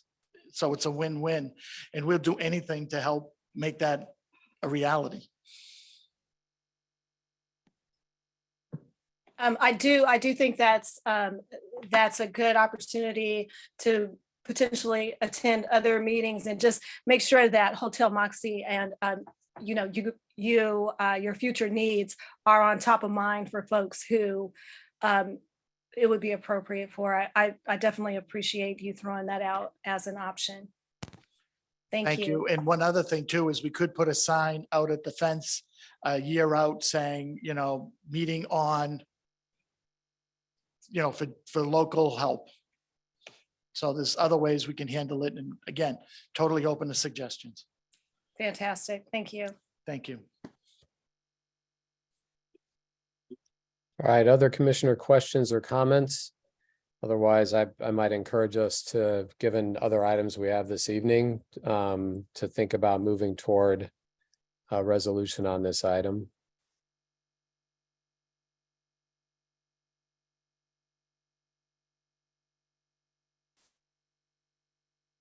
And I will say, to go that direction, I appreciate all the effort and energy that you put into this project and the way that you describe it and your enthusiasm for it. I wish I was enthusiastic about it.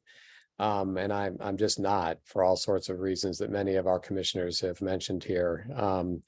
I think one of my points is, no matter what we do this evening, that it still points out that our Connect Menlo foundation for all of what we are doing in development in this part of our city has outlived its usefulness. We're going to potentially approve this hotel. We will have all the hotel rooms done under Connect Menlo before we ever see a significant community amenity like a grocery store that could be 7, 8, 10 years from now.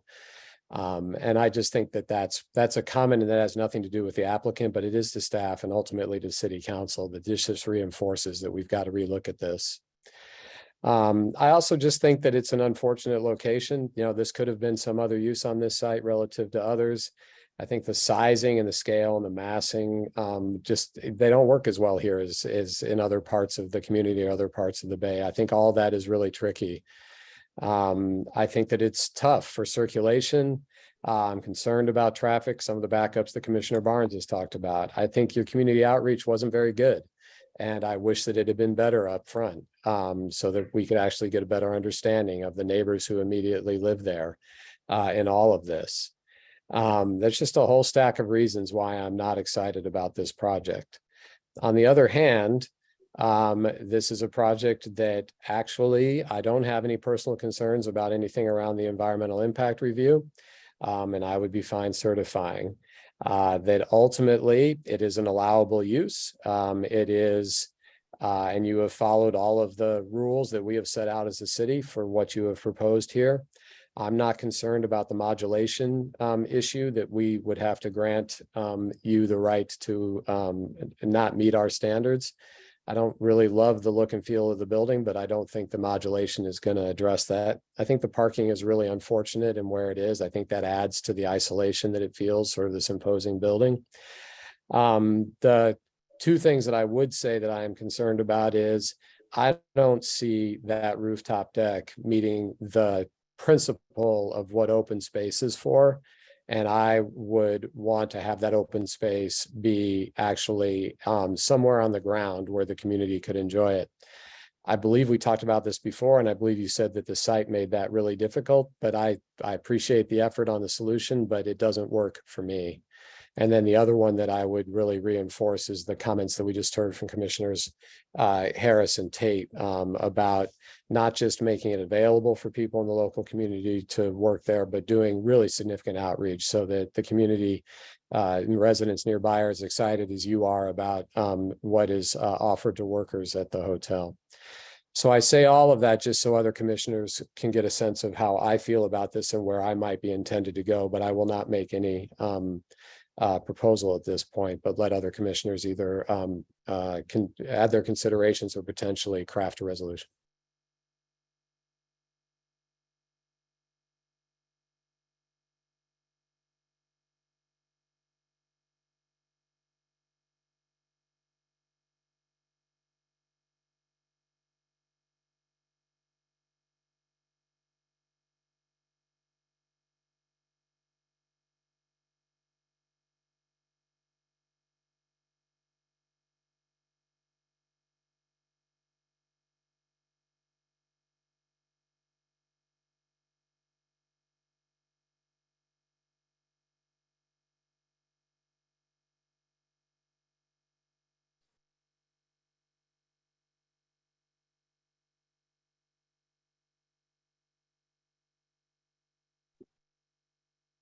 All right, being met with silence.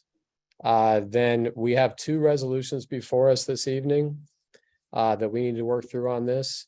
So I will do the first one, which is I will propose that we adopt a resolution, which is an attachment A.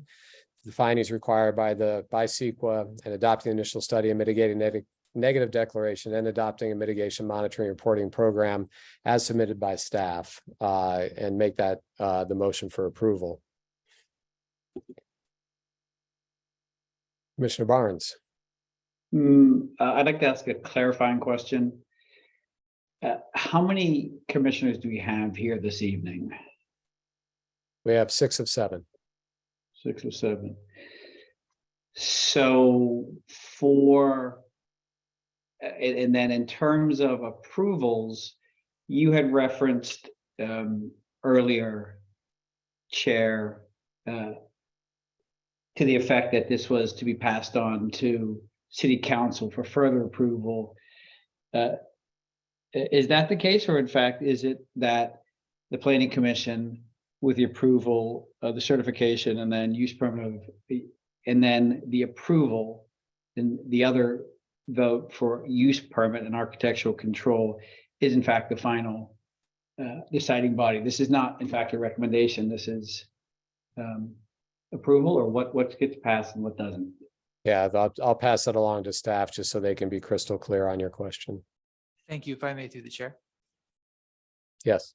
To clarify, this is a moment for final action. So these two separate motions you'll be making and then items you'll vote on potentially are a final action unless appealed to the city council. In that case, it would go to the city council, but this is not a recommendation. You're not providing a recommendation tonight. Got it. Thank you. Okay, so it's a final action. There's 6. But it takes a vote, which is not just of the commissioners present, but rather of majority. So this has to have 4 votes. Is that correct? For the 6. If I may through the chair. Yep. The answer is yes. 4 to 6 at least. Got it. So, okay, thank you. That was procedural questions. I wanted to get clear on that. Thank you. All right, so we have a first for essentially adopting the first resolution as presented by staff. Any discussion, any questions, a second, or an alternative? The alternative, I believe, would be to deny. So on the first one, Vice Chair Harris. I can second. All right, we have a second from Vice Chair Harris. Do we have any other questions or comments on this? All right, then we'll go ahead and move to a vote in alphabetical order. Commissioner Barnes? And this is strictly the EIR, correct? Correct. If I may through the chair, just to clarify, it's the environmental document, but this was an initial study and mitigated negative declaration. We did not have an EIR, but yeah, just to clarify that. Thank you. No, thank you. Thank you. It's the EIR-like elements, yes. The initial study. Got it, and MND related to that.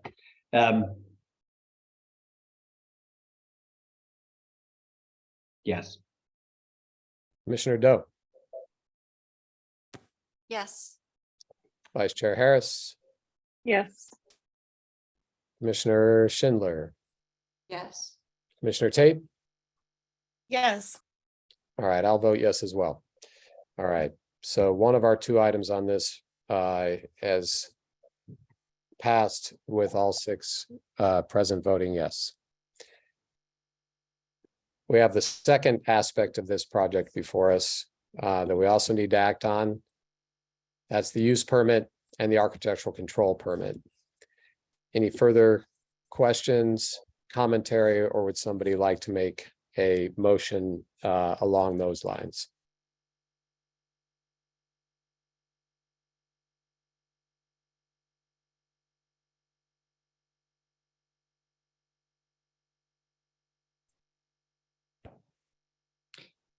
Through the chair, Commissioner Doe has her hand raised. Thank you very much. I appreciate that. Commissioner Doe, my apologies.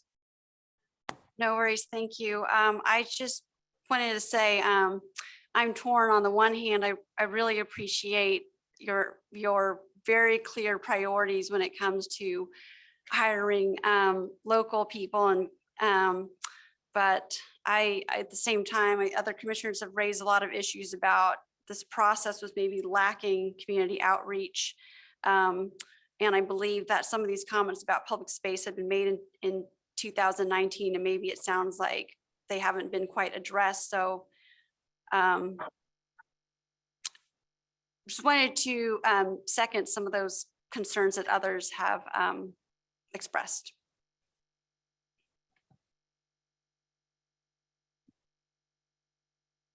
Thank you, Commissioner Doe. Any other commission comments or questions?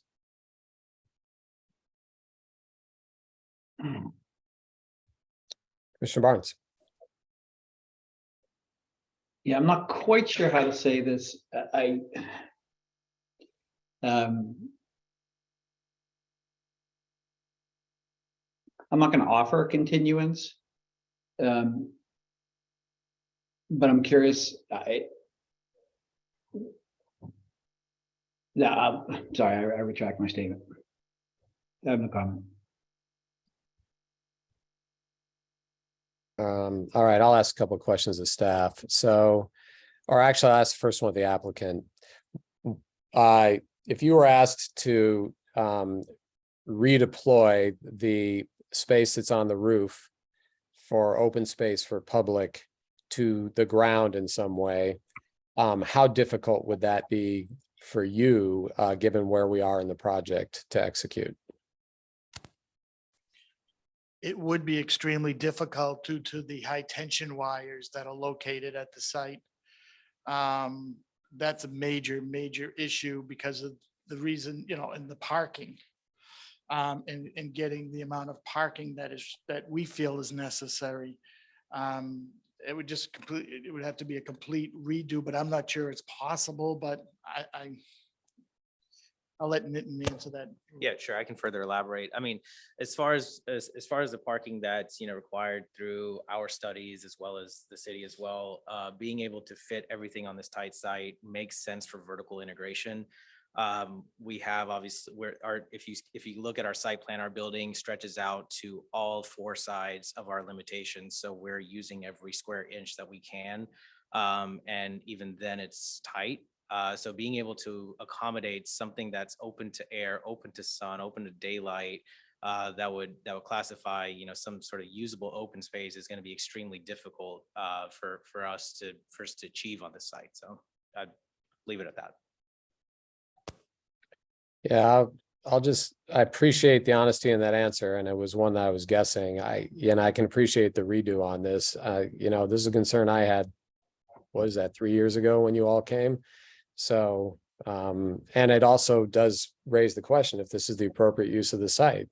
If you have to maximize everything and you have to go so vertical, that continues to be a concern of mine.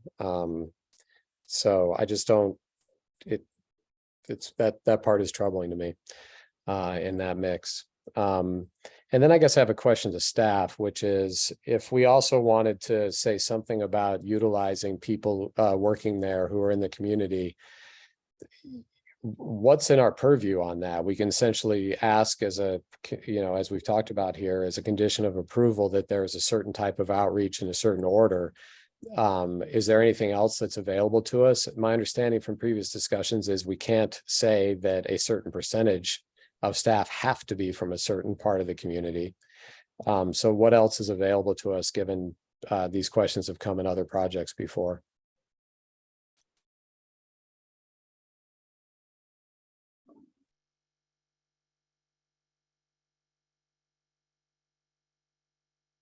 That was an unfair question to you, Mr. Pruder. Thank you, Chair DeCarty. Every question is very much appreciated, so not an issue at all. We could, you and the planning commissioners could condition the project to have, as you've already discussed, concerted outreach efforts that focus on the community. You could articulate that to request that the, applicant has particular opportunities that reach out to the community. And I think, you've discussed that already to an extent. And I believe that, that is basically a way that you could condition the project to work towards that outcome. All right. And my last question to you is there anything that we can do that has a feel of a transportation demand management plan that essentially has the occupant, the hotel here responsible for what's happening on the streetscape in front? I don't love LOS kinds of stuff for all sorts of reasons, but this question, as Commissioner Barnes said, like backups that would end up going through the intersection, or if there's, dangerous utilization because of speed, or there's sort of bike ped problems getting around. Is there any kind of TDM plan that we can essentially broaden out so they're more responsible for not just what's on their property, but also the associated impacts nearby, heading out toward Marsh and then back around that other corner toward Haven or on Haven?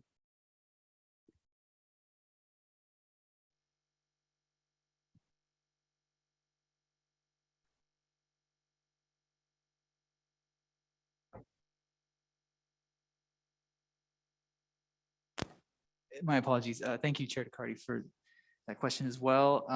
It's difficult to kind of prescribe that specific request, and we would need to have some documentation that demonstrates that the hotel itself is creating those conditions and issues. And we've had a TDM plan that they have created. We've had a transportation impact analysis that is a part of their overall documents, and it obviously informed the CEQA document, the initial study. So we have that information about, you know, what the projections are, but in terms of your specific question, we do not have a particular way to assign that to the hotel without having documentation of that occurring. All right. I appreciate that. I'd like to ask the applicant. So these are the three big concerns that I have. One is the open space up on the roof. The other one is the lack of community outreach and how you get better on that going forward. And the third one is the traffic impacts and the mobility and the ability for bike ped to be able to move through that space safely.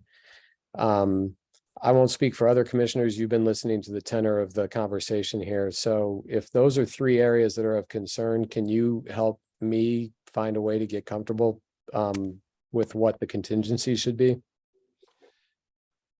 Yes, as far as the traffic, the stacking and stuff like that, one of the things that we've done in other locations where similar concerns have happened is that we come back in 6 months after we open and see if there are any complaints, and we meet with you in an open forum like this to discuss the traffic, to discuss what we need to do to make it better, or is it working as our traffic consultants and everybody has said it would.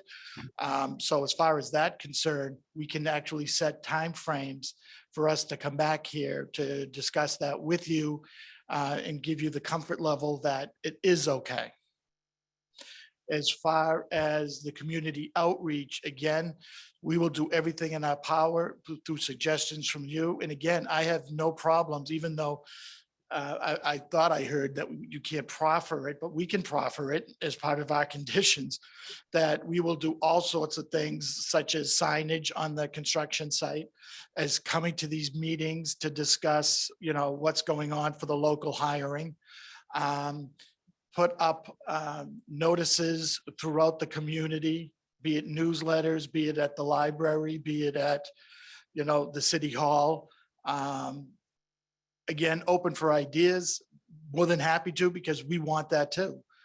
And the third condition of the fourth floor, we've worked with staff extensively on this as far as making it brighter, making the signage very well lit for people to get up there. And I think the amenity of being up in a high area overlooking something is excellent, actually. But, you know, everybody has their own design capability, you know, design thought processes, but we actually enjoy being up higher in the sense of showing off in the area, if you will, be it looking at Facebook, be it looking at the bay, what have you, because you'll be above all of that.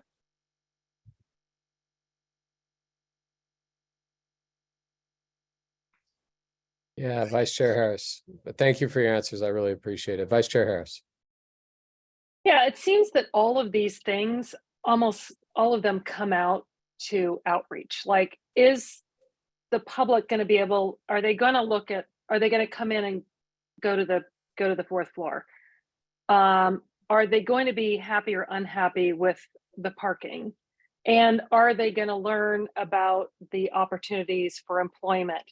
So it seems that even though these are three different things, they all kind of have a common thread, which is outreach to the community. And I'm wondering, I realize that I'm sure that everybody wants, well, from the client side would like to get this done tonight. I'm wondering if it could be possible for the applicant to go back and work with staff on all three of these issues. How is it that you can work with the community? I don't think it's for us to say, oh, if you put 3 signs up there and you put 2 signs up here, then you're done. I think it's something that needs to be worked through, perhaps with staff and maybe with the community to figure out what the best way is to work with the community. So that would be a suggestion. Yeah, I think that's a good suggestion. It's kind of where I was headed, which is something along the lines of a contingency that is once at 6 months and once at 18 months, that you have actually proactively surveyed residents of the community nearby to be defined by, good faith working with staff, and that they have responded in a certain percentage of satisfaction that the traffic and the able to move through there is works for them. That they in fact were notified about the opportunity for employment, and reported that they actually had seen signs, had seen and understood that that was an availability, and that they've actually used the upper fourth floor of the hotel in the community amenity, and to work out that there just needs to be reaching certain percentages on each of those three answers from the community. And if you don't reach the percentages, then there's some consequence. Something like that would make sense to me. Commissioner Tate?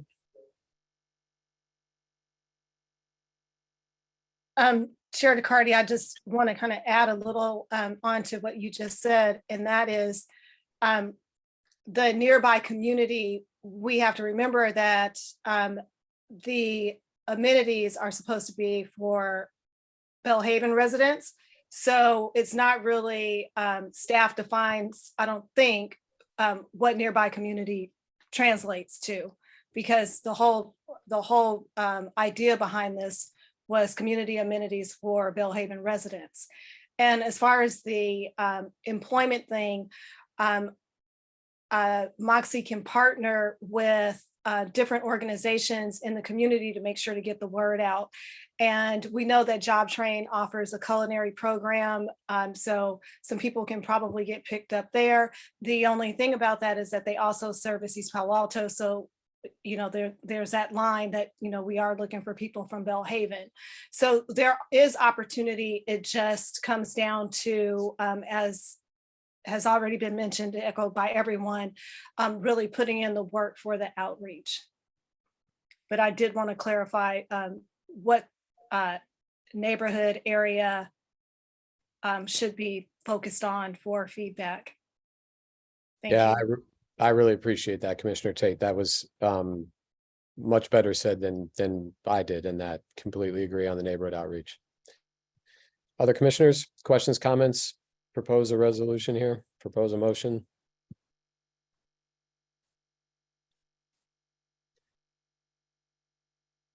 So to staff, if I want to actually say to approve the project as submitted by staff with three conditions. The three conditions are essentially around the concern with traffic and mobility, and that residents feel safe and able to get in and out and around from there, number one. Number two, that they have been successfully reached with the opportunity for employment at the hotel. And number three, that they know about and have utilized, and a certain percentage have utilized the rooftop deck. How do I put that together so that it's actually workable or implementable by you as staff?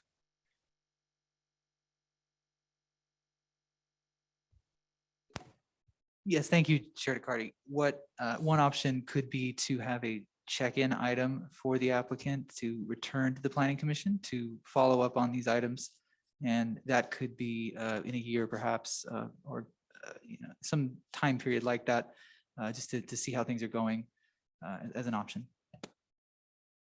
I appreciate that. Having had those things put in place before, I find them to be pro forma. There's really no actionable on the back end. I would actually was looking for something that would be more tangible, that was simply that the applicant would pay into some more community fund. They've got a certain payment into the BMR housing right now, so they'd pay more into the BMR housing and until they got the response rates up or something like that. That's what I was hoping you would give, something along those lines. But that's not doable. Yeah, through the chair, I don't think that would work. The BMR fees are for specific, are under the specific BMR ordinance. I think the idea Matt brought up of a check-in for, starting a year after the hotel starts operating, that could be a condition of the use permit, continuation of the use permit. So the hotel use requires a use permit as outlined in the staff report. So the use permit could be, maybe a 1-year term is too short. It could be for 2 years or 5 years, then requiring the applicant to come back. I'm sorry, Ms. Sandmeyer, say that last part again. So you would grant the use permit, but only for a short period of time, and then require them to come back? What would that look like? Well, just requiring a check-in that could, and then I believe at that time, new conditions could be added if necessary. And I believe So we that- do, yeah. I'm sorry, I interrupted you. Go ahead, please. I believe we do have Mr. Schaefer on the call from the city attorney's office. I don't know if I think he's on the call. If he has anything to add, I want to make sure we're not adding anything that maybe isn't feasible, but. Good evening. I'm always leery about indefinite conditions because both sides need clarity on what the expectations are that need to be satisfied. And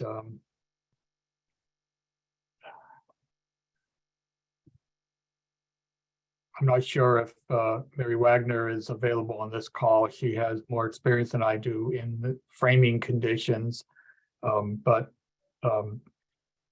check-ins are one thing, but you can't, no one would build a facility if there was the risk of losing the use permit after 2 or 3 years. So that I mean, it can't be that kind of a criteria.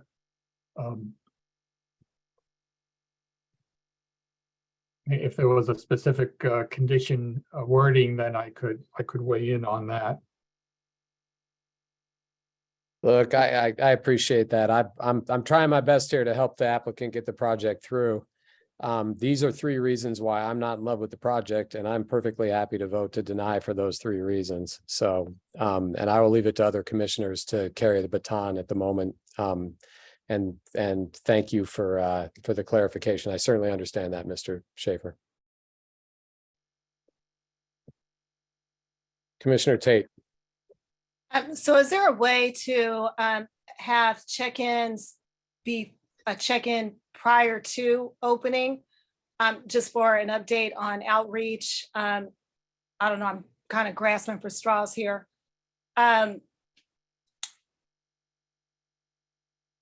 Because that's one of that's our big thing, right? Is that we don't feel that the outreach has been done. So how can we condition it that it's done prior to opening or moving forward too much further in the process? Is there a way to craft something like that?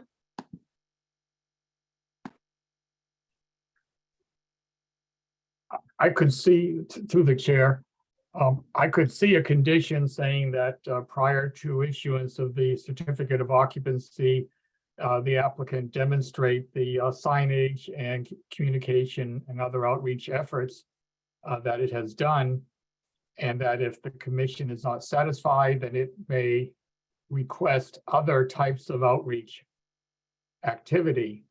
Again, I would not want I would not want to see the city put in the position of having a condition as saying you could again deny certificate of occupancy for failure to satisfy the unstated requirements. So again, it becomes difficult, but you could have that kind of a check-in and a chance to add more outreach efforts. I can't imagine an outreach effort that you would propose that would be considered unreasonable to the applicant other than go knock on the door of every person within a mile with a plate of cookies. But I don't mean to be facetious, but I would think that I'm sure they would intend to do everything within reason to avoid a problem with the commission. But then the commission, if it saw something lacking, could ask for additional outreach efforts. You can't guarantee cooperation. you can't guarantee participation. So you can't set a percentage that X number of people must come to the property or must respond to a letter because people are people.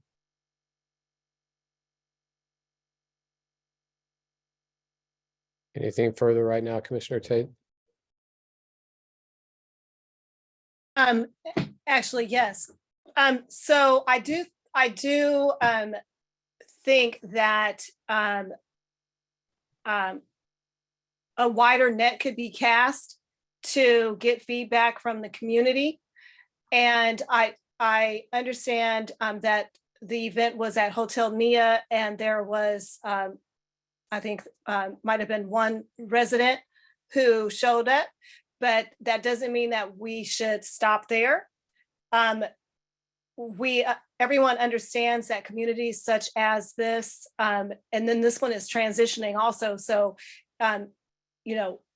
the complexion of the community is changing as well. But we do need to make sure that we reach out to the community to get feedback. Also, that the community is aware of what the amenity is, and is supposed to be that is being erected for, partially for them, to get a sense of whether or not that's even something that the community would want to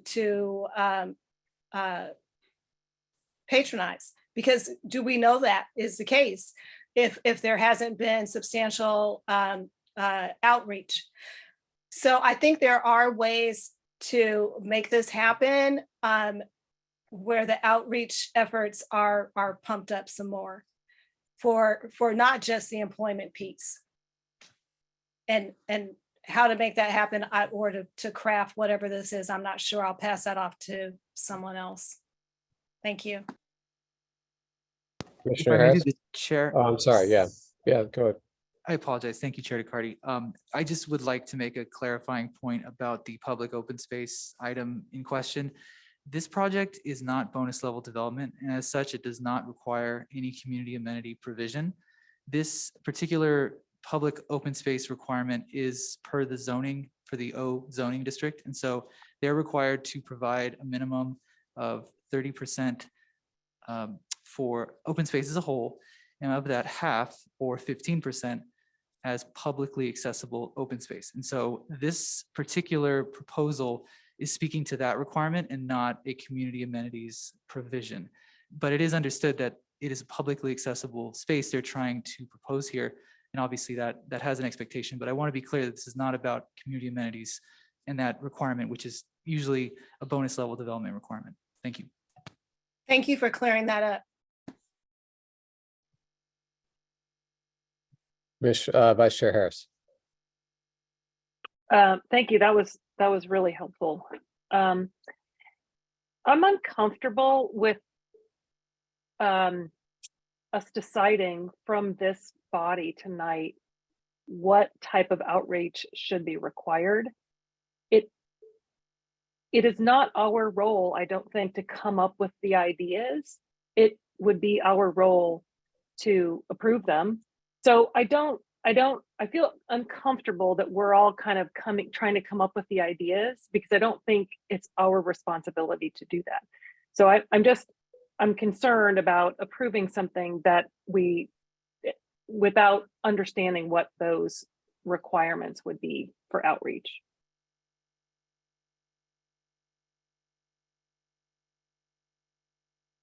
So based on those comments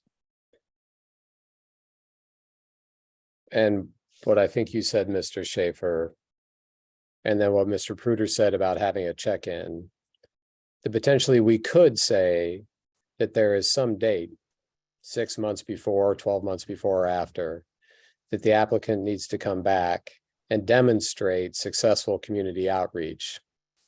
And to the satisfaction of the Planning Commission. And if it wasn't satisfactory, they'd have to do more community outreach. But that would not be anything about a condition of approval or utilization of the project. Is there something to thread the needle between Commissioners Tate, Vice Chair Harris, and what you said, Mr. Schaefer? And I think I put that to you, Mr. Schaefer. Is something like that allowable? I would be comfortable with something like that if the potential consequence was, again, the commission suggesting other reasonable outreach efforts that had not been attempted versus any punitive action. Again, without definitive standards in advance, it would be, I would have difficulty with seeing a punitive consequence versus recommendations for additional outreach.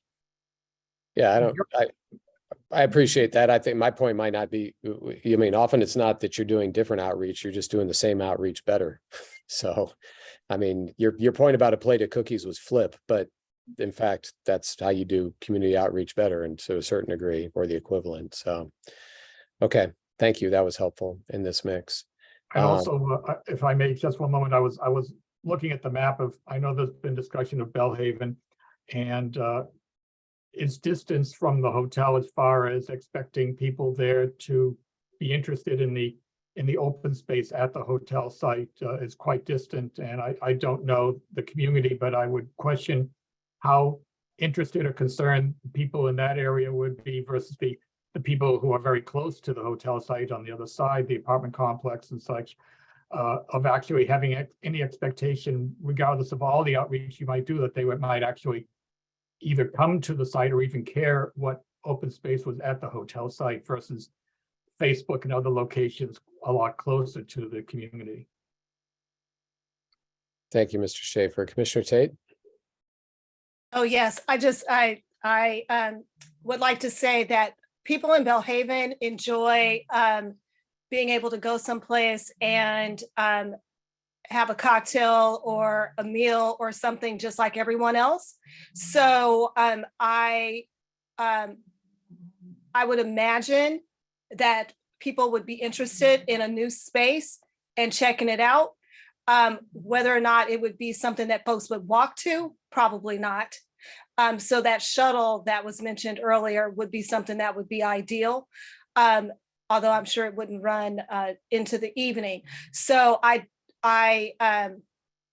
not really sure how I took that statement, but I think it was already spoken about just a few minutes ago with staff that this is not considered a community amenity for Bellhaven. That was already cleared up. So that kind of turns it just a bit, because you're not surveying the community to see whether or not that's something that they want as a community amenity. So as a place to go and hang out, it's very possible that people would like to go there and do so. Thank you. All right, to the commission. We should do something here. So do I have a commissioner that has a proposal for how to move forward?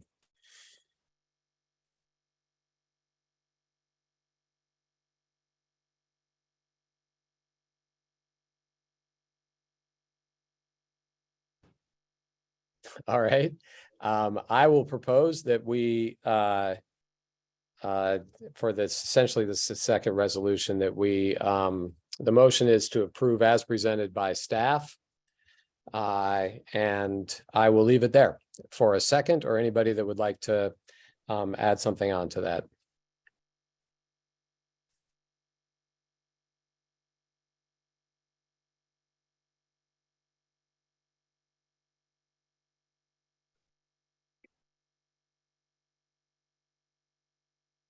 Vice Chair Harris.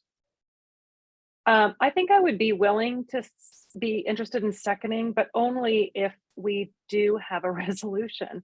And I feel it's really not our job to come up with that resolution. So I guess I would try and say, okay, I would like to see the applicant come back 6 months before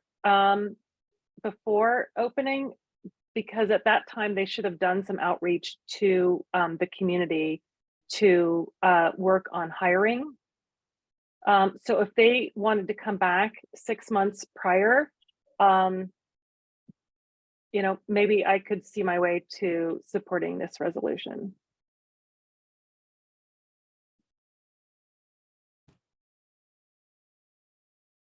So through the chair, if it's helpful, what we've done in some past cases is added a condition that an applicant work with staff to address a specific issue. And then staff writes a conformance memo to the planning commission.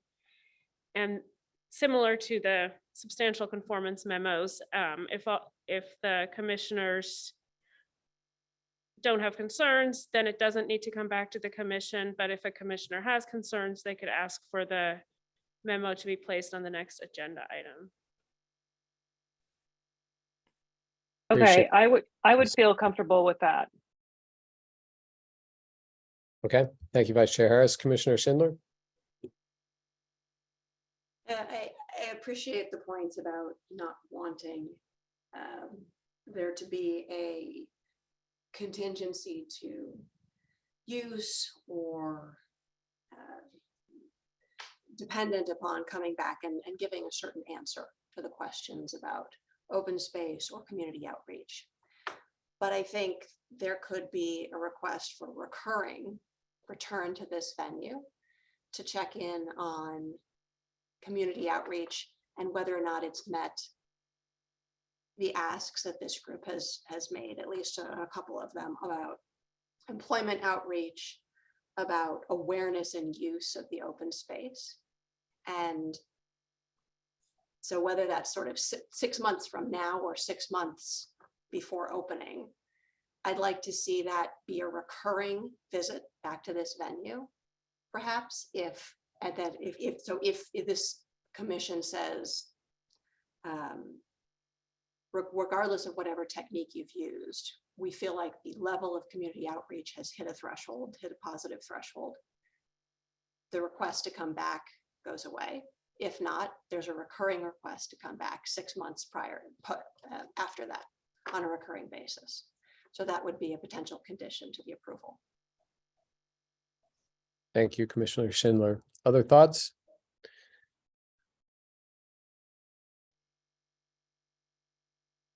So could we do something along the lines, trying to split between Vice Chair Harris and Commissioner Schindler, that says that we will get a conformance memo 6 months before opening, which will demonstrate that there's been significant outreach to the community. The community we need to define, is it Bellhaven, or is it actually some concentric nearby set of residents which may move over? What is that, North Fair Oaks? Is that what that moves into? So that's a question. But that there have been significant outreach so that the community is aware of the hiring opportunities in the hotel and the potential utilization of the hotel's public open space, or the aspects of the hotel that are available to residents who are nearby.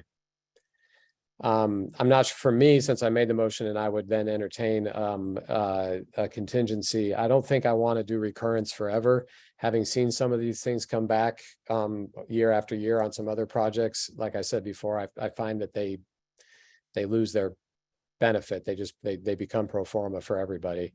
But I could imagine that you could also do 6 months after opening to come back and to say how many staff are from the local community, and what local community utilization of the public space or the other things offered by the hotel that aren't for people who are staying at the hotel, but are for folks who are nearby, that you could do 2 of those.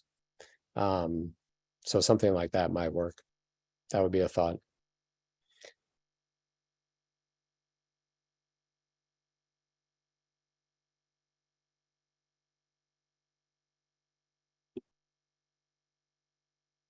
Vice Chair Harris?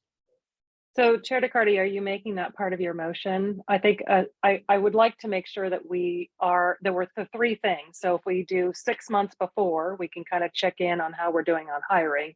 If we do 6 months after, we then can go back again on that hiring, but we can also check in on the other 2 items, the circulation in the area and what is the utilization of neighbors. So if you added those, the 6 months before check-in and the 6 months after check-in, I could support the motion. All right.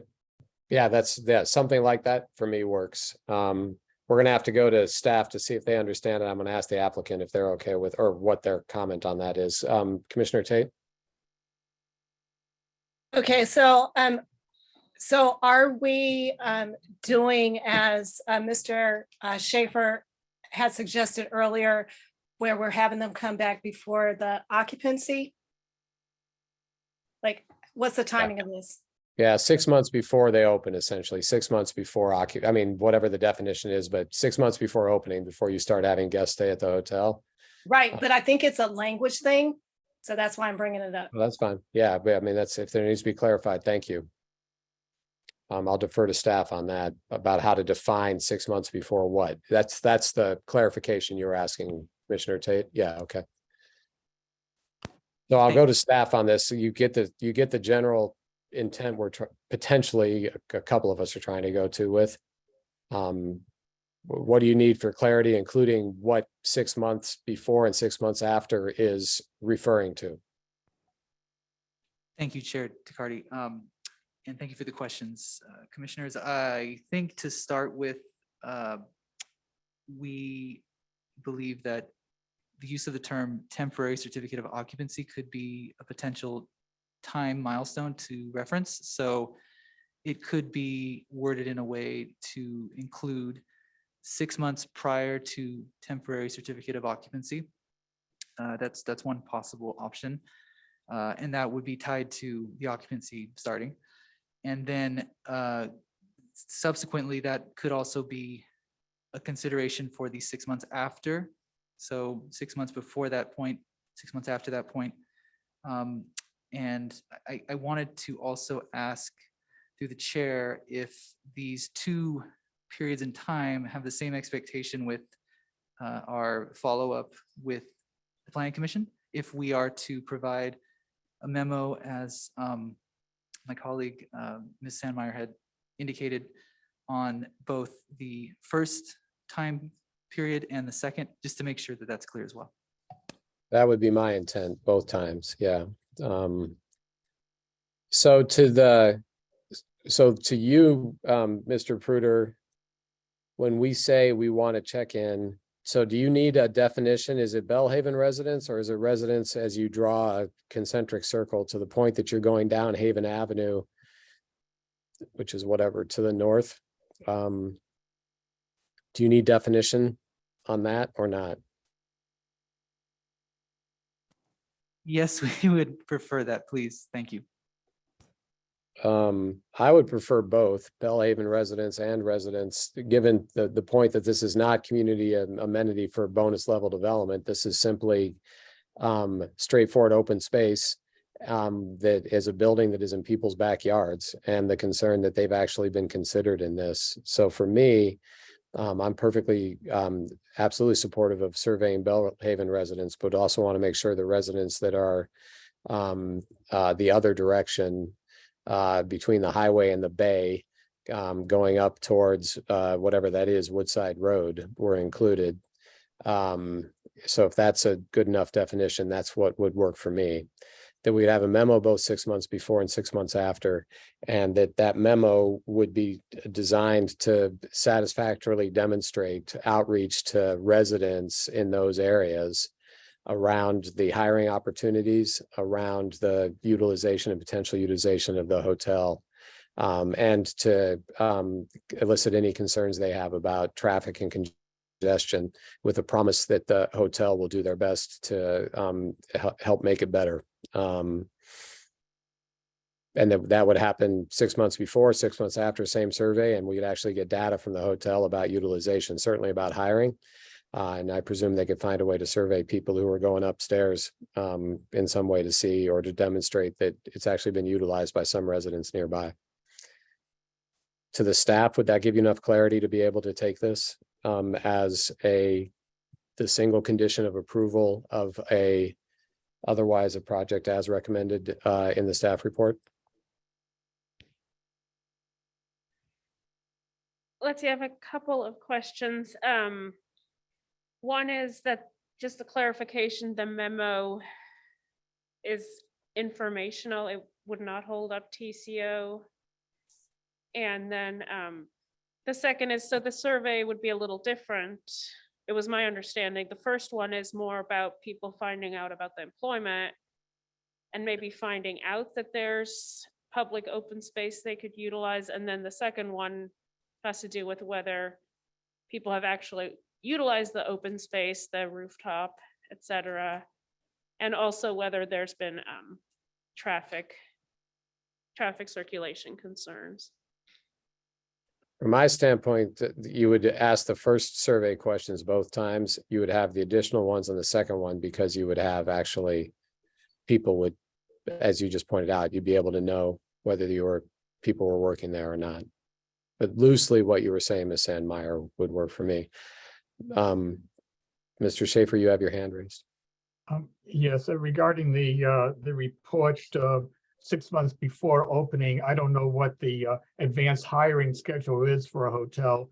If they would know that far in advance that they were actually actively hiring, and for people who may not start work for 6-7 months afterwards. But so I think for the first report, it might be to submit a hiring outreach plan. At that point, the applicant to satisfy the commission of what their plans were for outreach and hiring. Again, I don't know, maybe the applicant will say that a year in advance they're hiring people, although I would think people would be going off and getting other jobs and not waiting that long to start work. But I have that concern about requiring some report about what actual hiring they've done 6 months before they even get the certificate of occupancy. Let me try to clarify. That's not what I said. I said that would be the 6 months after, but that the 6 months before, that they would be aware and understand of the potential opportunity. That was in response to what I heard the applicant say about the willingness to immediately put signs up on the property, that those would be things that would be coming, and other ways of outreach that I heard to be starting soon. But in a minute, I was going to ask the applicant if they felt okay with this, but at the moment I was trying to check with staff to make sure that it was clear. So Ms. Sandmeyer? Yes, I think we still have the question of what happens if the planning commission, the memo comes to the planning commission and there's concerns about the outreach. Does that hold up TCO, or how would that be structured?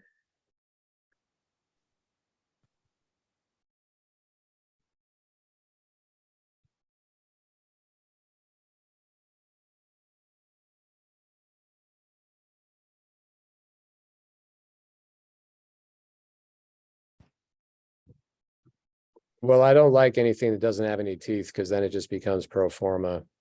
So for me, that's frustrating. But I'd just soon pause for a second and ask the applicant if they want to help us find a pathway through here, given everything they've heard, and whether they find a way to say that where we're headed can work, and perhaps they can suggest a path forward here that would work. Thank you, Chair. We have absolutely no problem. As I stated earlier, is we don't just talk the talk, we walk the walk. And what I mean by that is we really do want to have employees there. And when we have a public area, we'd like to generate income as well. So, we have no problem going to Bellhaven. We have no problem doing all this. The 6 months prior is actually very good, because we could probably come back to the board immediately after we have the open house that we've already proffered 6 months prior to the grand to the temporary C of O, if you will. So we could do that, and then coming back 6 months later and giving you the actual facts, that's absolutely no problem. And if something isn't satisfactory, then we come back again. But we have no problem with what you're suggesting. And in fact, we would love to be able to show you what we can do. Through the chair, I did get a message here from another staff member about it may not be possible to hold up TCO based on the review of the memo. And I don't know if Mr. Schaefer has more information on how it can be structured and what would be legally permissible. Again, I would be cautious about any conditions suggesting that the TCO might be held up versus the commission requesting additional outreach efforts. I believe Mary Wagner from our office is in the council chambers now, and she may have more to add on that subject.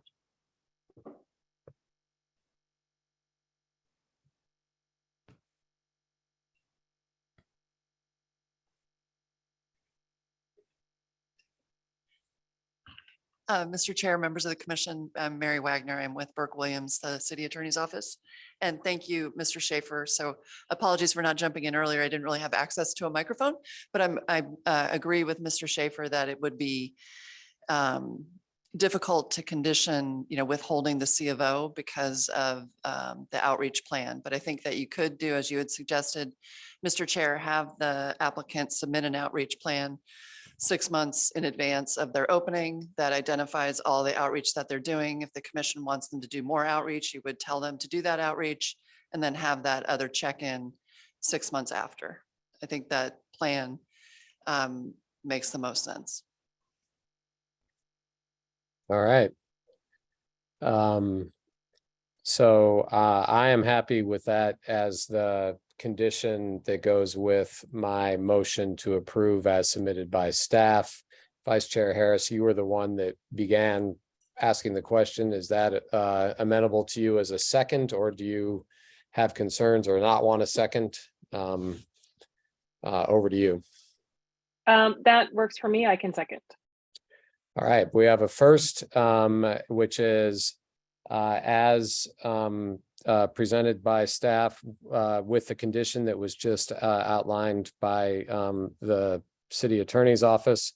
We have a second, that's from me, a second from Vice Chair Harris. Do we have any commissioner questions or comments? Are all commissioners clear on what we're voting on at this moment? Commissioner Doe, I can't see your hand waving furiously, so I'm assuming you're okay. All right, with that, we will then go to a vote in alphabetical order. Commissioner Barnes. Thank you for that, Chair. I realize that I am alphabetically the first. I would ask for a collegial courtesy and not vote first and just move me to the back of the line. That's fine with me. Unless everybody wants to move to the back of the line. Commissioner Doe, Yes. Vice Chair Harris, Yes. Commissioner Schindler, Yes. Commissioner Tate. Yes. I will vote yes. Commissioner Barnes. And I will vote no in that. I just think that I believe for a number of reasons, this hospitality parcel, this hospitality project is not the right project for this parcel. So for that reason, I vote no. All right, sounds good. So we have passed this resolution with the contingency 5-1 with the 6 commissioners present. Thank you to the applicant. Thank you to the time and to the staff for working through this, and good luck with the project. And with that, I will close item F1 this evening, and we will be moving to item F2. Thank you. Thank you.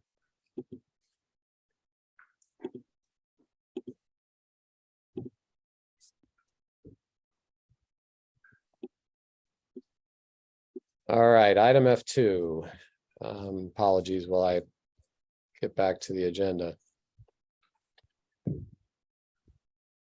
So item F2, this is F2 and G1. They are associate items with a single staff report. Commissioner Harris, do you have a question before we move on? I was going to request a 3-minute bio break. Yes. Before we get started on this of next course. long item. I have 34 after the hour. Why don't we come back at 40 after the hour and we'll go from there. So, and we will see everybody then. Thanks.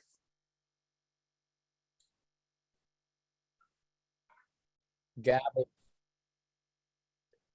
I will gavel back into session and we will move on to item F2 this evening.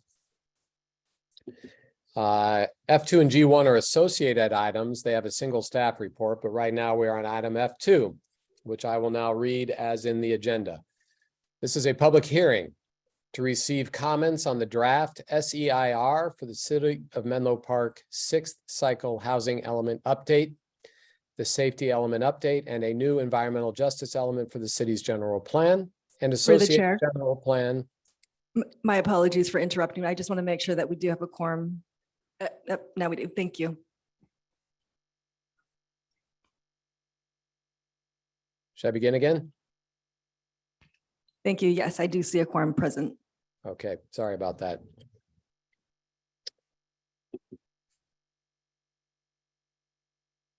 All right.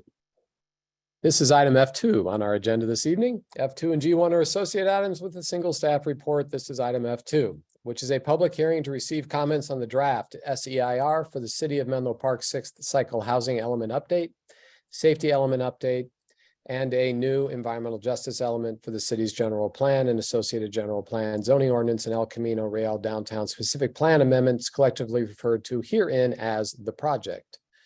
The SEIR is a subsequent EIR to the 2016 general plan EIR, State Clearinghouse number 20150620054. The SEIR relies on and incorporates information contained in the 2016 general plan final EIR, where that information remains relevant and provides additional information analysis where warranted. The SIR is a program EIR as provided for in CEQA guidelines section 15168. Future discretionary actions that would be facilitated by the project's adoption, particularly those related to the development of housing, would require additional assessment to determine consistency with the analysis and mitigation provided in the SEIR. The draft SEIR was prepared to address potential physical and environmental effects of the proposed project in the following areas: aesthetics, air quality, biological resources, cultural resources, energy, geology, and paleontological resources, greenhouse gas emissions, hazards and hazardous materials, hydrology and water quality, land use and planning, noise and vibration, population and housing, public services and recreation, transportation, tribal, cultural resources, utilities and service systems, and wildfire. The topic areas of agricultural and forestry resources and mineral resources were scoped out of review and not anticipated to require further analysis. The draft SEIR identifies significant and unavoidable environmental impacts from the proposed project in the following areas: air quality, cultural resources, and transportation. The draft SEIR identifies less than significant impacts with mitigation in the following areas: biological resources, geology, here we go again, paleontological resources, greenhouse gas emissions, hazards and hazardous materials, hydrology and water quality, land use and planning, and tribal cultural resources. The draft SEIR identifies less than significant impacts in the following areas: aesthetics, energy, noise and vibration, population and housing, public services and recreation, utilities and service systems, and wildfire. The project identifies 69 potential housing opportunity sites made up of 83 parcels plus a number of areas within the city as candidates for housing development. It is possible that one or more of these locations are on a toxic site list pursuant to section 65962.5 of the government code, but the question is not addressed in the draft SEIR. That matter, or the matter, is more appropriately considered if and when future development applications for specific sites are submitted.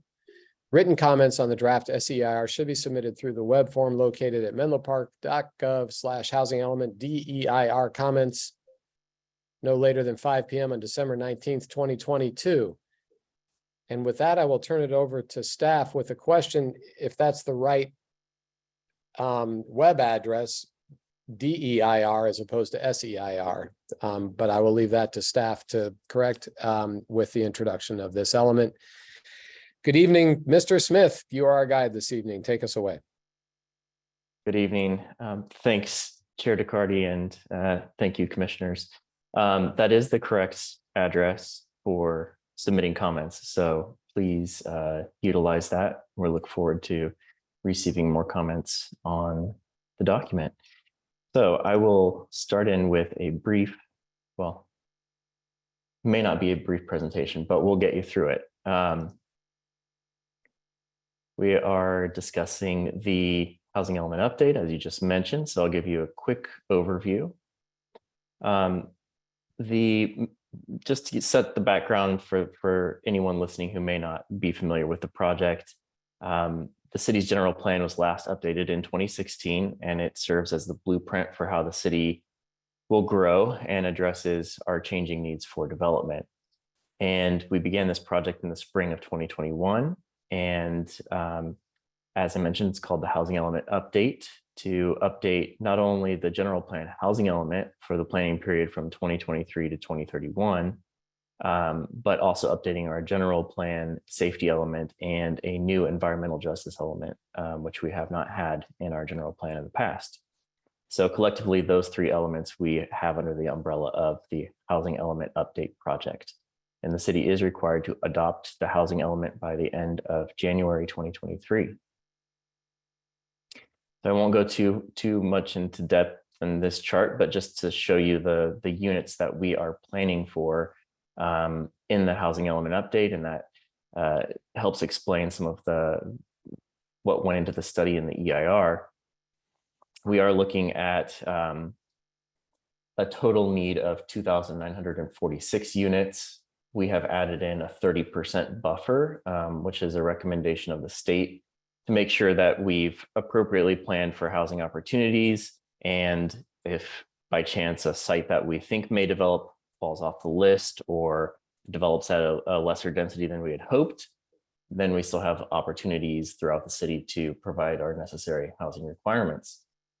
And so when we subtract off all of the projects that we can count as credits, the lower half of this table, what we end up with is a need for 802 very low income units, 299 low income units, 389 moderate income units, and that gives us a total of 1,490 affordable units that we're really looking to plan for. We actually are able to provide all of our above moderate units through a combination of pipeline projects that are already have either recently been reviewed and approved or are currently under review, plus a small number of ADUs that we anticipate in the future. So to achieve this, we are looking at meeting that affordable arena of about 1,500 units by rezoning for up to 4,000 new units dispersed throughout the city. And the reason to study 4,000 new units when we need 1,490 affordable units is because we're really looking at meeting this through a range of different development types. So some may be 100% affordable, some may be market rate developments with the necessary BMR requirements, and then there will probably be some projects that are in between that, providing a mix of affordable and market rate units. And so to make sure we hit that number, we've planned for about 4,000. And they would be located primarily in council districts 2 through 5. So council district 1 is the Bayfront area and Bellhaven communities. And given the amount of development that's occurred there recently, felt it was important to prioritize the development in other parts of the community. So we're looking at 5 key zoning strategies that we'll get into in the second part of this evening. So those would be increasing the densities in the El Camino Real downtown specific plan area and removing the residential cap of 680 units, increasing densities through our affordable housing overlay and making some modifications there, rezoning commercial sites to allow mixed use development on those sites, and removing the minimum lot size of 10,000 square feet to achieve 30 dwelling units per acre on R3 lots around the downtown area, and then reusing some of the sites from our current housing element. And realize this map is very, very zoomed out, but just to give you a citywide view of what we're proposing. So the Bellhaven Bayfront area, as I mentioned, there's one small site here, but all the others are primarily focused around downtown, El Camino Real. We think there's a lot of opportunities there for access to services, transit through Caltrain, that kind of thing. And there's also a number of opportunities throughout the community that are close to services or maybe underutilized parcels and opportunities to densify. So the meeting purpose for this evening were, as the chair mentioned, there are 2 public hearings this evening. The first is the draft subsequent environmental impact report public hearing. And this is an opportunity for the public and the commission to provide questions and comments on the draft SEIR. The project team will record the comments, evaluate them, and then prepare written responses to items that pertain to the environmental review in the final SEIR. So far, staff has received, I believe, 7 written comments. Some of those do pertain to the EIR, others are on the draft housing element itself, and others are related to the proposed zoning. So for the letters that are applicable to the draft SEIR, the project team will review and address those in the final SEIR. There's also a study session this evening, and that's we're really looking to get some targeted feedback on the proposed zoning changes that we would implement in order to make the housing element update a reality. There are no actions to be taken this evening. As was previously mentioned, the draft SEIR public comment period ends December 19th of this year, and so we realize this is early in the period of comments, so it's just one opportunity for anyone to provide a comment, but we'll certainly gladly accept those comments through December 19th. And as I mentioned, we will review and respond to all of those comments in the final SEIR. And then after that, City Council would consider certification of the final SEIR and requested actions, and the Planning Commission prior to that would make a recommendation. There's a recommended meeting format, and for those of you who've been on the commission for a while, you may recognize this. For those who are new, typically we recommend holding these separately. So there would be the draft SEIR public hearing, the introduction by the project team, which I'm giving now, would be followed by a presentation by our EIR consultant, Luke Evans from ESA. And then we would have public comments, commissioner questions and comments, and then close that public hearing out, and then begin the public hearing for the study session to focus on the zoning with another introduction by myself, followed by public comments, commissioner questions and comments, and then closing out that study session. And so through the chair, if you're comfortable with that format, we can then jump into the overview of the SEIR draft by the project consultant. Thank you, Mr. Smith, for the layout, for the presentation, for the approach. That all makes sense. I have a question, which is, what do we do if we come upon 11 o'clock and have not gotten through these elements this evening? Well, I think it would be good to see how far we can make it. Definitely need to make it through the draft SEIR public hearing. And then if we can get into the study session, that would be great. And we can prioritize items from there if we can make it to that point. If we can't, then we can talk about options for continuing the conversation. Good enough. I will take your lead on that. I will stop us at 11:15 if we're not on the path to completion, to come back and ask you how we should proceed at that point. Thank you. Any questions about what we're doing this evening in the process before we move on to the next step, which is, I believe you said, presentation by the EIR consultant? Commissioners, okay? All right. Thank you, Mr. Smith. And I will turn it over to Luke Evans from our environmental consultant, ESA, to talk a little bit more about this portion of the document. Great, thanks. Can everyone hear me okay? All right, great. I'm Luke Evans with Environmental Science Associates, ESA, and I've been working on this for a little over a year now, helping the city staff work through the preparation of the EIR. And so I just want to real quickly go over what the process is. I know many of you are familiar with this, but for those of you who aren't, this is a good refresher. And just thanks for having me here tonight. Next slide, Tom. Just going to go through a quick overview of what we're going to do. This is a very brief presentation. Purpose of the session: I'm going to go over the environmental review process, basically the steps in the chain of events. Going to talk about the environmental issues as we analyze them and discuss them in the EIR, and then we'll have an opportunity for public comments. So next slide, please. So the purpose of the session, as Tom has already basically stated, is as we prepare the subsequent EIR for the housing element and the safety element update, and also the new environmental justice element. The purpose of this session is really to receive comments from the public and anyone else, agencies, whomever else may want to participate in the conversation. And we want to talk about the content of the environmental document. This is, there will be plenty of time to talk about the housing element itself, the project itself, which is kind of the combination of all of these different elements that we're updating or creating, and discuss the pros and cons of the approach, et cetera. But really the purpose of this is for us to hear people's comments on the environmental issues associated with implementation of the housing element update. Next slide, Tom. Quick overview of where we're at. We published a notice of preparation not quite a year ago, about 11 months ago. We had our scoping session in January. It's been that long, and end of NOP comment period was January 31st. And then we spent the next quite a few months working on the EIR and getting everything squared away. And then we published that on November 4th. So that's where we're at currently. And we were at the comment session on November 14th. We've got a pretty tight timeline.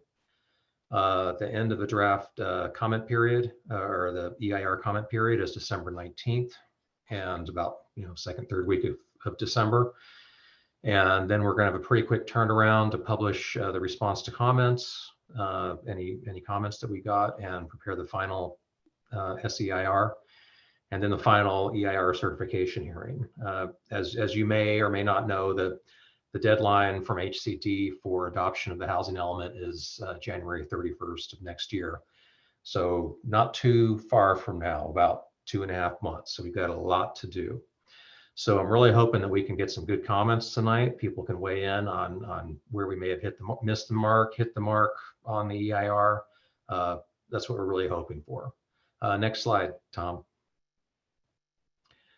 These are all the issues, and the chairman already read through all these several times, so I'm not going to go through them all. But these are the issues that we looked at in the EIR.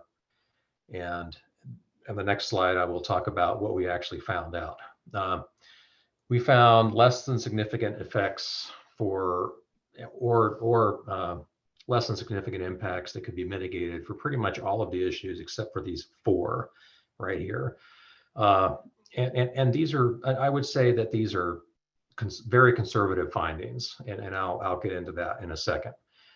For air quality, we were concerned about potentially exceeding emissions criteria for pollutants during construction of large projects in particular. We found this because since there aren't any projects currently proposed, we don't have an actual project in front of us of something that somebody's applied for and wants to build. We really can't say whether or not they would be significant or not, those emissions. But generally speaking, smaller projects, of course, create less emissions, larger projects create more. So just to err on the side of being conservative, we went ahead and found that that would be significant and unavoidable. Doesn't mean it's a done deal, doesn't mean that would absolutely happen. We won't know that for sure until we have projects in front of us to analyze, and then there will be additional analysis that takes place then, and we'll get a clearer picture on what those impacts could be. Similarly, for cultural resources, this is related specifically to historic structures, in other words, the built environment, as we sometimes call it. It's possible that during the development of the housing element update, as implementation of the development that could be made possible by the housing element update, there could be structures that are currently eligible for the national or California registers that could be lost as part of that. I would like to very much say that there are no proposals to do that. In fact, we're not aware of any sites that are being contemplated, or any proposals that would even contemplate that at this point. But we couldn't discount it entirely. These kinds of impacts, we don't really know what's out there until there's a project in front of us and we know exactly what would be impacted and what the characteristics of that, if there's any existing structures on the site, what they are. So once again, a very conservative, just in case finding. For transportation, We found, and this is basically a carryover from the Connect Menlo EIR, required updates to pedestrian and bicycle infrastructure might not be properly funded through an established nexus. And so we found that we just basically carried through with the Connect Menlo findings and found the same thing. Once again, this doesn't mean that there couldn't be a nexus established based on a specific project, or there couldn't be funding established based on a specific project or projects. But this is once again a conservative finding that just follows through with the Connect Menlo finding. Last, and I keep saying it, conservative finding. This has to do with residential projects that could exceed adopted guidelines for reduction in vehicle miles traveled, which is the new, well, it's not really new now, it's been around for a few years. The metric for determining impacts to transportation. And for the most part, we feel that most projects would be fine and would be below the threshold. And there's also transportation demand management strategies that could be implemented and were recommended in the EIR for all projects associated with the HEU. But we couldn't state with absolute certainty that those measures would for sure eliminate any potential impacts related to VMT. So once again, a conservative finding. For the most part, most of the development that is part of the HEU, the housing sites, et cetera, that are in the downtown area, particularly those around the Caltrain station, et cetera, around bus lines, are already in areas that exhibit lower than regional average VMT. And for the most part, any development in those areas would be presumed to be below the threshold of significance. But some of the projects that are a little further afield, or project characteristics that we don't know about yet because there's no proposed projects, they could be above. So we just don't know. And once again, we just conservatively found that just in case we would determine these would be significant and unavoidable impacts. Let's go to the next slide, Tom. So we looked at two alternatives, and as you know, the CEQA requires that the no project alternative be evaluated, and of course we did that. It's a bit of a pro forma exercise because really at some level the state law requires the city to adopt a housing element update. So it's not really an option just to not do it. I mean, there's sanctions associated with that, as you know. But nevertheless, we went through the exercise and found that, of course, the impacts from not adopting the housing element update would be that you wouldn't comply with state law, there wouldn't be additional housing sites identified, et cetera. The other thing that CEQA requires you to do when you consider alternatives is to look at your significant and unavoidable impacts and to come up with alternatives that might lessen or avoid those impacts. And as I noted in the previous slide, one of the impacts we found related to VMT. And so we looked at a alternative that would potentially reduce VMT and eliminate or lessen that effect that identified significant unavoidable impact. So what we looked at was a low VMT area alternative, which basically would cluster all of the housing sites and all of the HEU's proposed land use strategies in and around the downtown area, specifically in and around the Caltrain station and existing transit or bus lines. And so we looked at that and we found that, yes, in fact, that would reduce VMT, but of course, it could also increase impacts associated with things like aesthetics and noise and just other issues associated with higher density development. So that's pretty much it for the presentation. You want to go to the next slide, Tom? This is just a rundown, as has already been stated, and this is available on the in the staff report and on the city's website. How people are more than welcome to make verbal comments tonight. Encouraged to do so, please. But some people may want to get more detailed and get into the nitty-gritty and provide a written comment. And here's how you would do it through this website, a web form, or you could mail them directly to Tom. And everything can be found right there on menlopark.gov, and that's where you find the EIR, the appendices, all the supporting documentation for this. So that concludes my presentation. Just really hoping that people can weigh in on environmental issues, environmental comments related to the EIR. Be really helpful. Thank you. Thank you, Mr. Evans. Thank you for your work. Thank you for the presentation.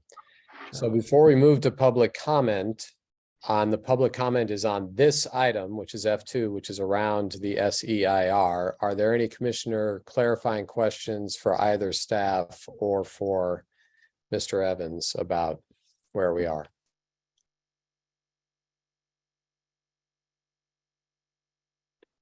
Commissioner Schindler.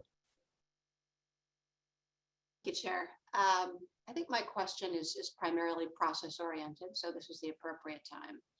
I guess my question is whether or not there are scenarios where any amendments and modifications to the housing element could be significant enough that we would actually have to go back and rework or redo parts of the SEIR. In other words, is there any risk of rework at this point? Mr. Evans or staff? I could certainly take a crack at that, and staff can probably weigh in as well.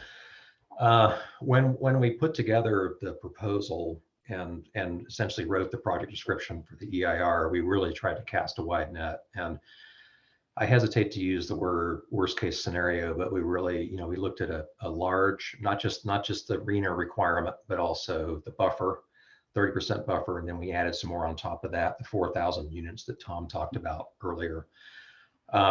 We really tried to look at the maximum number of units that would likely be adopted under whichever housing element variation is eventually adopted.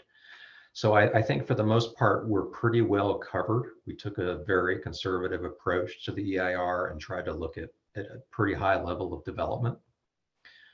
If city council or if any of the city staff folks want to weigh in, Tom or anybody else wants to weigh in to flesh that out a bit more, that'd be fine. I see Mr. Schaefer. Thank you, Chair. From a CEQA perspective, the EIR creates an envelope of potential impacts that are studied. So only if you modified the housing element to create some new impact that wasn't studied or substantially made worse an impact that was recognized, might you trigger having to go back. And in fact, the EIR's downtown alternative concentrates development in the downtown area. So that would even fit if you increase the density in the downtown area. It would only be something really extreme, like you identify a housing site right on a fault line and say, this is our highest priority, that type of thing that you might trigger the need for new study. But because of the envelope of impacts, all CEQA cares about is that the EIR has identified the scope of potential impacts. So it would be only if you expanded some impact beyond what was studied would that trigger it.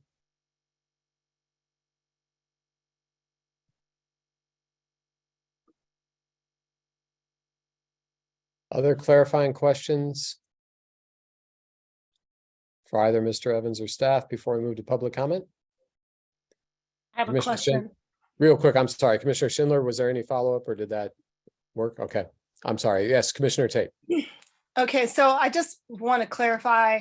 So since we are out of compliance with the HCD, and if we even brought up density in the specific plan to match what we have with Connect Menlo, that wouldn't shift too far out to trigger a new EIR?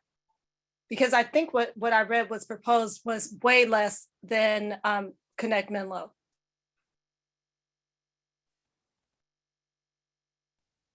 If I may respond, this EIR does not replace the Connect Menlo EIR or the development that's already been approved in the Bayfront.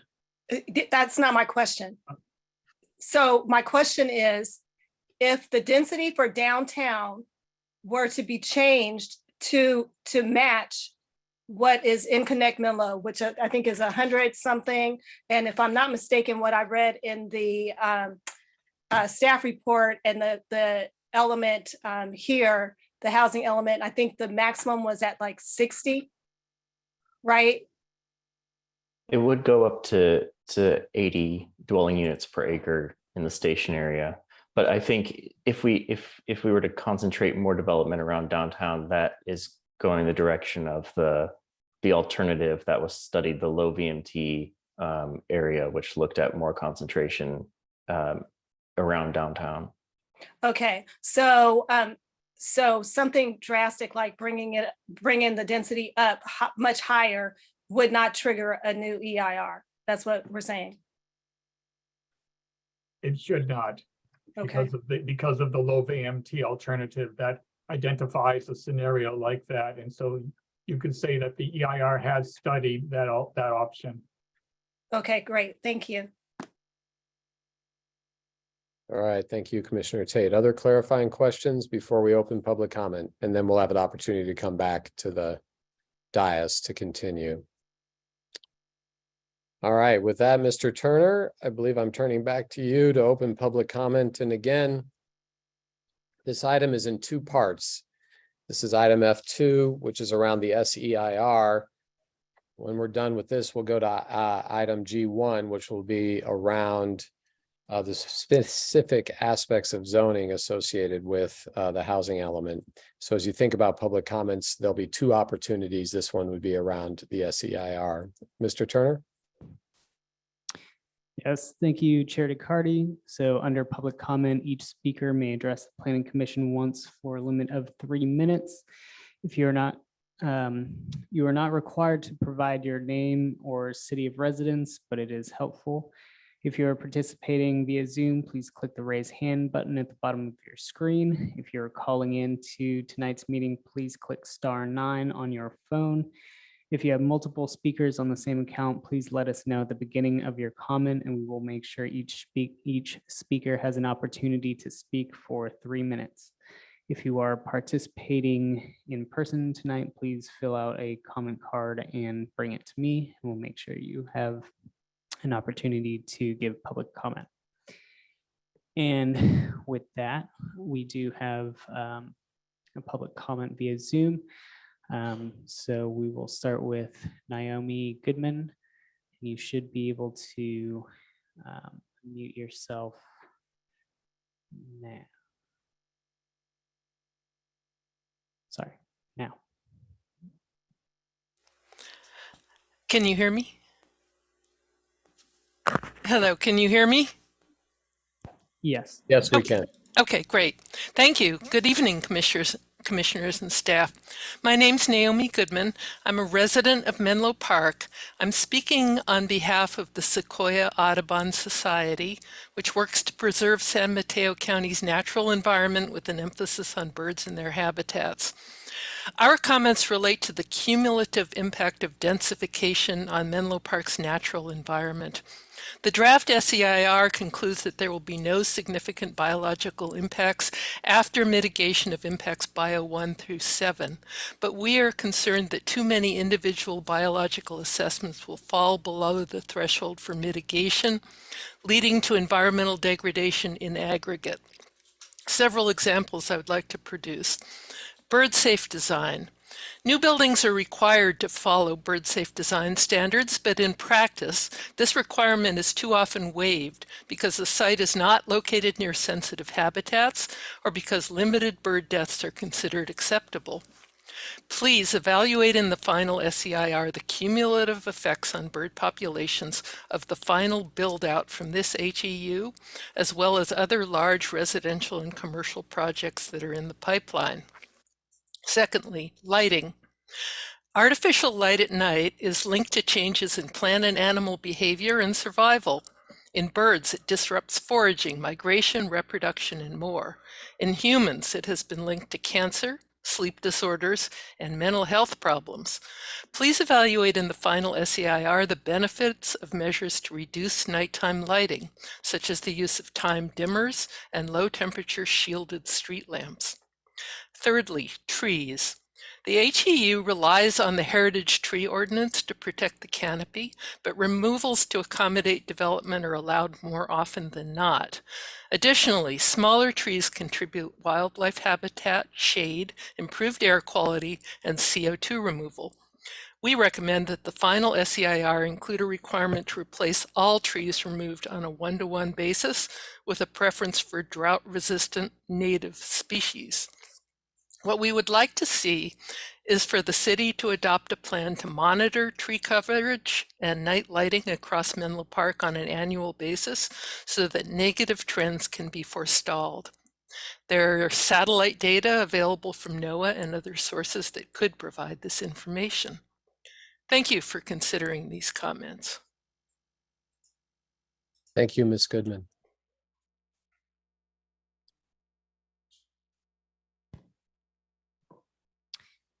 At the moment, I do not see any other hands raised. Oh, there we do.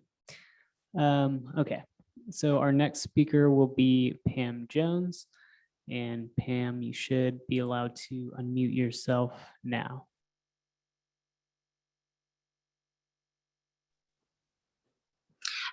Actually, this is Jenny Michelle. Is that okay?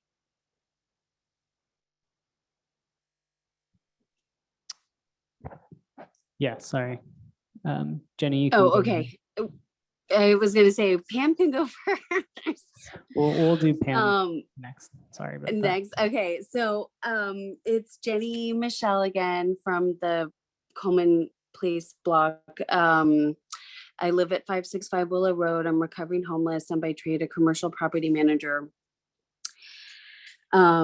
And look, I'm going to be really honest with you. I've played a few cards recently that I was really unwilling to play, but I felt I had to play them out of necessity. And yeah, my silence is not a virtue. So as somebody who's basically similar to an auto mechanic and somebody who manages building systems, I must forecast the lifespan of components in various integrated systems and how that directly relates to the impacts and overall health or viability or stability of the asset. And in this particular case, I'm actually speaking about are directly causing and witnessing our climate collapse, essentially the failure of the only asset that matters, our precious planet. So sadly, professionally, although I do sell solutions to various problems, first, I am the bearer of very bad news to various serious stakeholders that I'm accountable to. So I think we should use my skills to our benefit. And with the forecasted and current millions of climate migrants, we're vastly underprepared for the headwinds. And the time is literally now. Do you have a fee simple interest in a parcel? I'd love to live in a tent on your home, on your parcel. Would you let me? Or could you please be my neighbor? You see what I'm saying? And so when I'm listening here to these presentations and reading all the materials, you know, District 5 is ripe with land, ultra low density. There is a target on your back. I'm sorry. And you're not meeting your obligations. HCD wants to see good faith effort to disperse the load of the labor force that we are incurring, living within all of our various neighborhoods. So we get to decide what that looks like. Because the load of a single family home versus an apartment, duplex, or 10plex, like, what is it? I don't have the number in front of me, but it's pretty grotesque. And we need owners coming forward stating, yes, in my backyard, we are going to build density housing here, and that will improve the environmental impact that we're all talking about if it's throughout the entire city, not just in District 1 and not just in downtown. I see my time has ended. Thank you so much. Thank you, Ms. Michelle.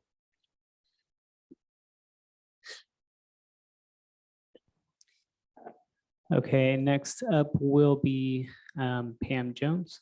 Pam, you should be able to unmute yourself now. Thank you. Good evening, commissioners, staff, and consultants. Pam Jones, resident of Menlo Park.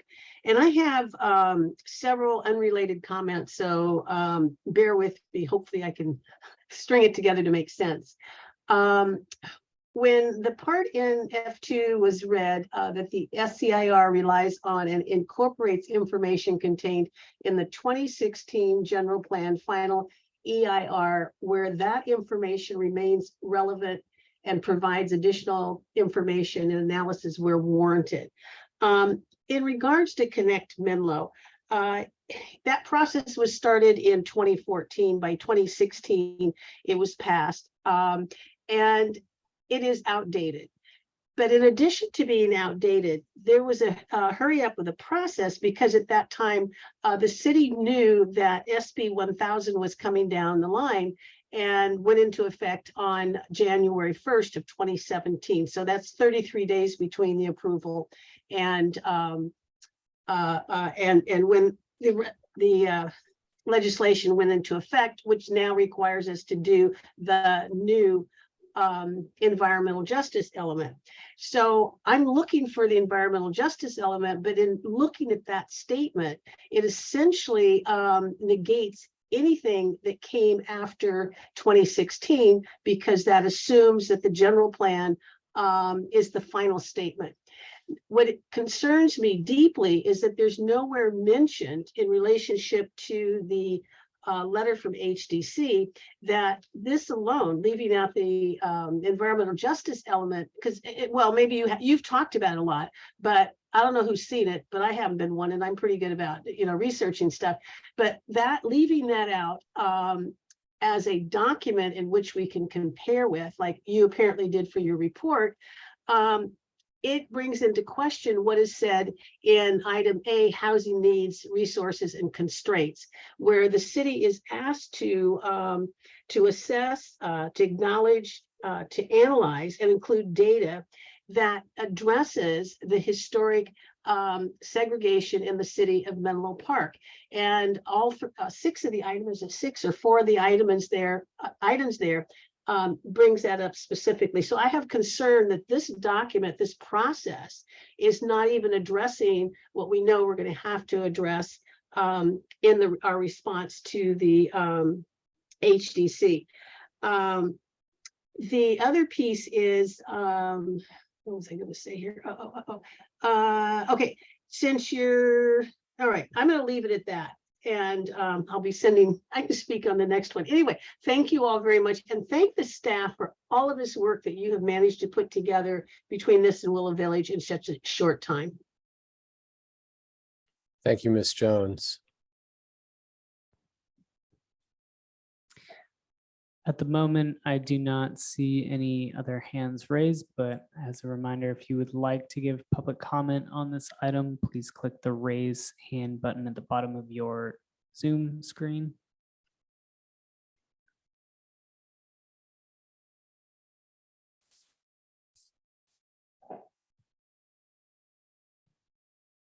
Still none?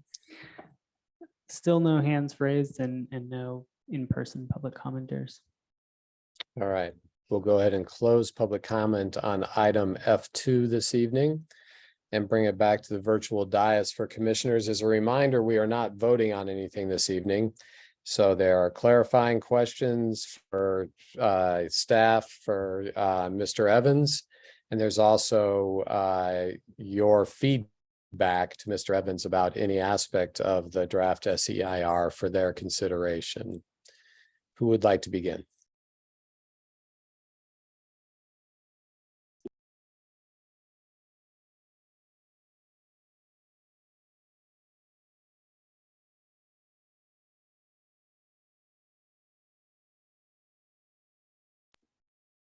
I have a couple questions. I'm happy to go while others are considering. Mr. Evans, to Ms. Jones, excellent set of comments. How do you consider what is, quote, still relevant from the 2016 program EIR in nesting this EIR or basing this EIR on some of what came before? Well, we of course looked at the data and all the other information from the Connect Menlo EIR, and we updated it where it was where there was things that had gotten stale or things that needed updating. So I mean, the Connect Menlo EIR, my understanding of it generally is that it really focused on the Bayview area, on the Bayfront area, and those areas, and increased density up there. And this is kind of a follow-up to that for other parts of the city. So in a lot of ways, this is an all new look at other parts of the city that weren't really investigated as thoroughly in the Connect Menlo EIR. So it is a subsequent EIR to what was the general plan update in 2016. Does that answer your question, or can I clarify more? Yeah, it generally does. I have a more specific question, which is one of my frustrations with that is that when I dug in, a bunch of the projections for climate impacts were based on 2000, I think it was 8, 9, 10 studies. It's now 2022. Certainly globally, we've got much more refined projections around climate impacts, both the extent and also how fast they are happening. So specifically, how have you looked at and what are you basing the sort of associated climate impacts that would have impact on elements of the EIR? Was that back on that, or did you have other sources of information? Well, the current EIR, the one that's before you tonight, was specific to GHG and climate change, was structured using the latest data and the latest impacts associated from the project using the project's VMT analysis, et cetera. And that looked at current conditions for things like traffic and emissions as they currently exist right now, and then stacked the project on top of that. So that analysis in particular does represent the latest information and also complies with the current regulations around that issue. Great, thank you very much. Other questions or other comments from commissioners on the draft SEIR?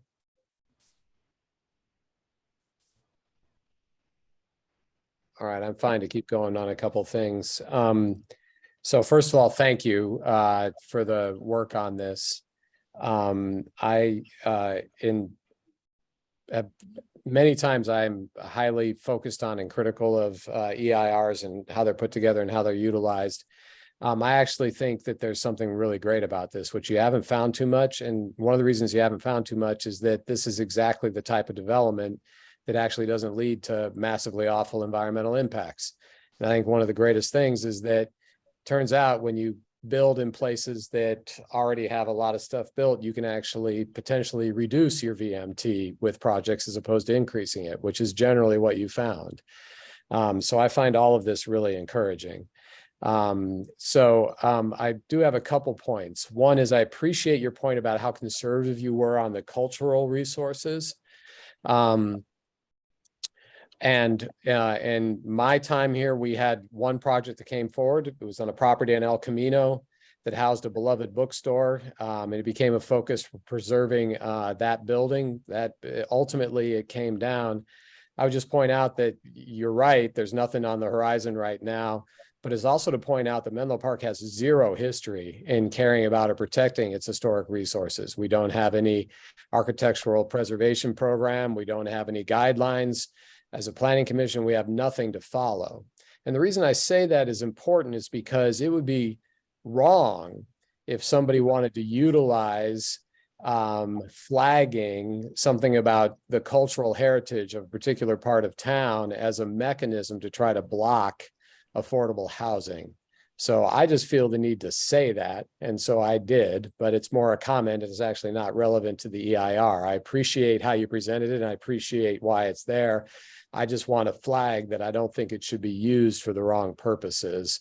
And if our town cares deeply about our historical architecture or other historical elements, then we should invest the effort in order to be able to have a citywide look at that to demonstrate what's important outside of looking specifically at essentially affordable housing projects. So that's a comment. Second comment is, I mean, you beautifully illustrated that our city is underinvested in our bike and pedestrian infrastructure. That's why, you know, you had to flag a couple of these things in transportation. And so it's just a flag that we need to take care of that. We need to actually help people get around in something other than cars. I think that's a big deal. And then I appreciate looking at the low VMT element as the alternative. The frustration for me is that you then essentially look at putting the projects in places where there's already low VMT. This is supposed to be in place for 8 years. And sometime our city is going to have to actually develop an infrastructure of transportation that would allow other places to be low VMT. And we have got to simply stop being behind the curve on that. So these are 3 comments that are in response to the SEIR. They're actually not comments to change the SEIR. Actually, I think it's fabulous. And what it does is it shows the promise of this kind of development and how great it can be for our community, but also points out where we're woefully falling short in other areas, including we just had the Willow Village. We put more money into a shuttle, which is great, but it's not nearly enough. And when you look at the map that Mr. Smith put out, we've got the incredible opportunity between downtown and Bayfront with all of that development to finally actually have an infrastructure that can connect from Caltrain out to Bayfront. And it is to our peril that we don't do that. Again, not your issue, but it's something we should take a look at. So those are my comments relative to the SEIR, but mostly I think it's really good. And mostly I think it's really encouraging that the impacts are not that great.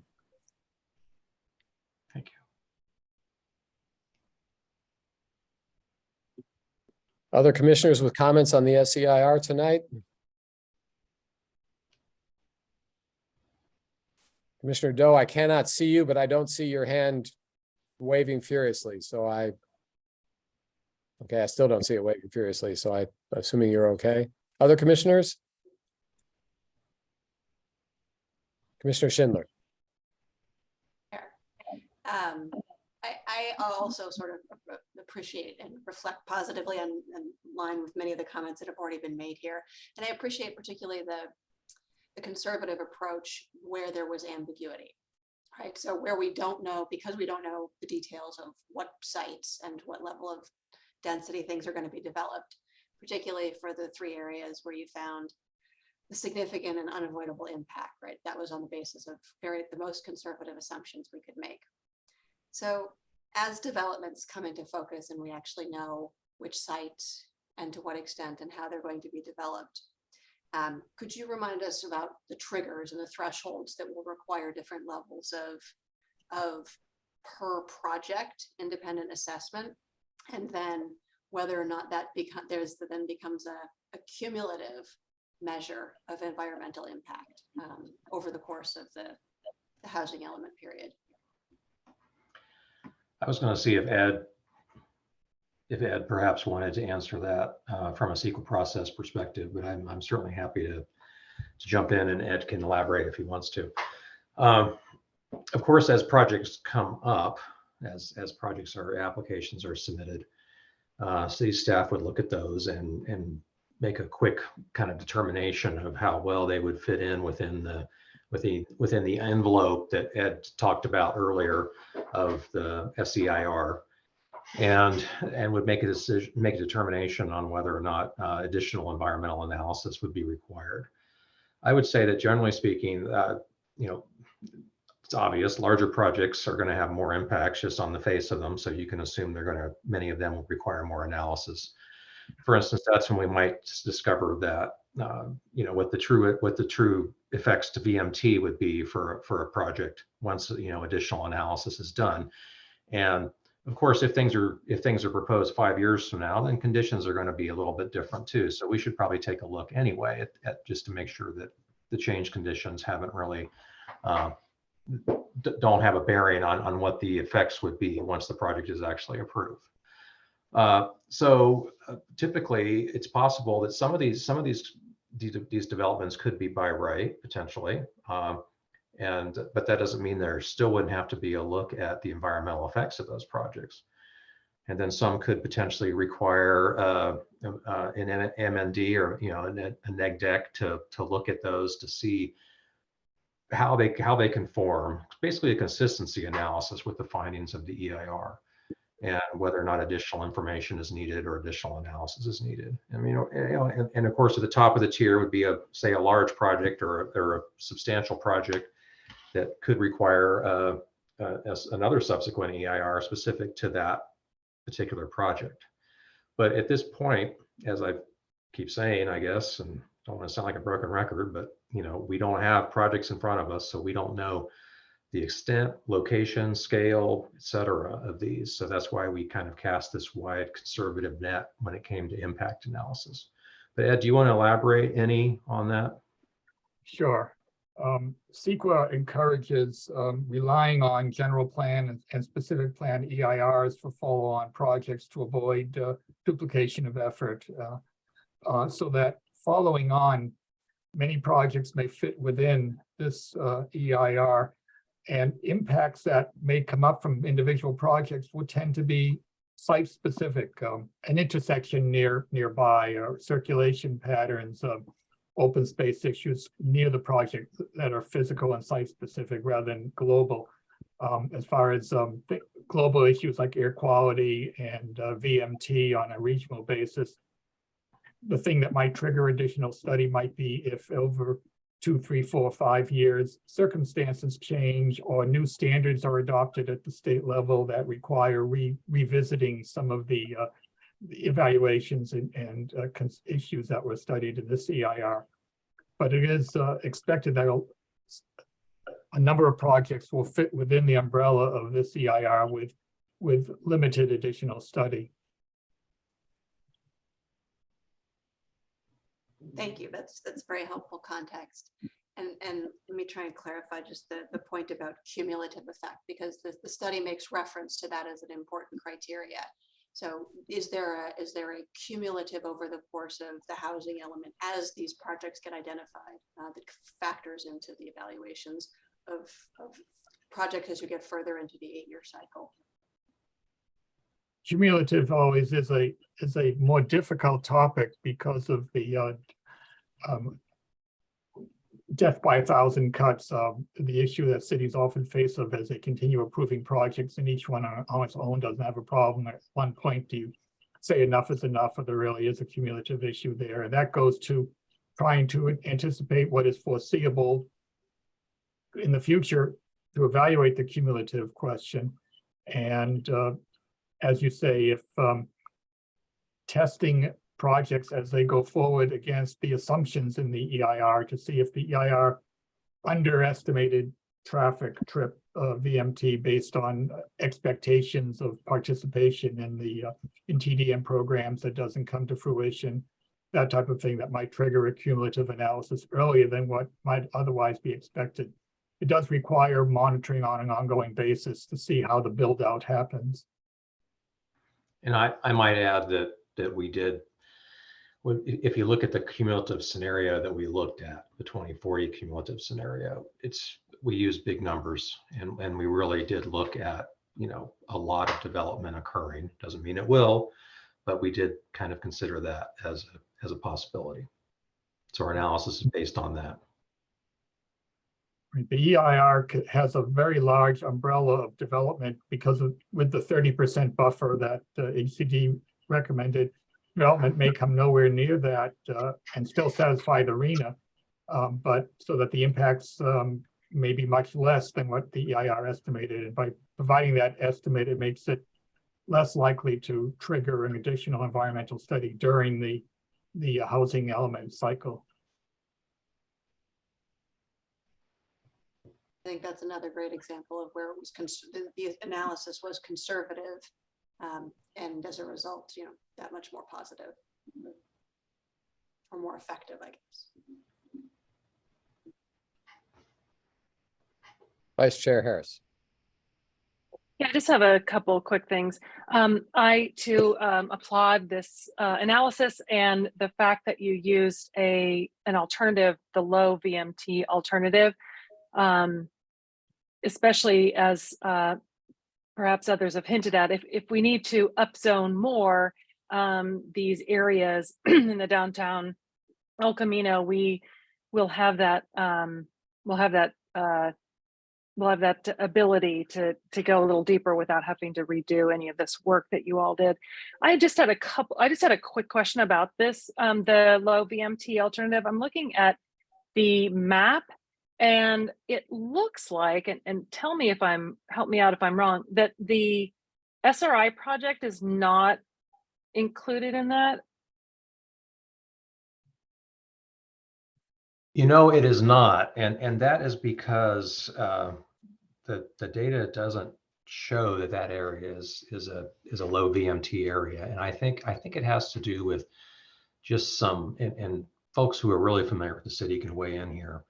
I think it has to do with just some physical obstructions and the ability of people to get from that area to the Caltrain station in particular, and to high quality transit corridors from that site. So that is my understanding of why that was not included as part of that. That's so interesting. I think it's like a block or two away from the train station. I think, if I recall, there's some physical obstructions there that kind of keep folks from being able to take a direct path right to the train station. They've got to kind of meander around a little bit. And another thing it's when we drew that alternative up, we had to consider one of the things that the CEQA guidelines has really gotten into over the last 5-6 years or so is transit priority areas and transit development areas, things like that. And they define those as being areas that are within a half mile of a high quality transit facility, which has its own set of definitions. And of course, the Caltrain station meets that criteria.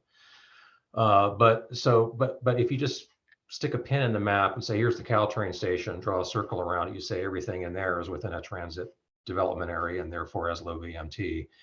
But just because somebody is within that half mile circumference or radius doesn't mean that they can walk directly to the train station. They might have to take a more circuitous route and it'll take them longer and thus discourage travel to that facility and use of that facility by persons living in those areas.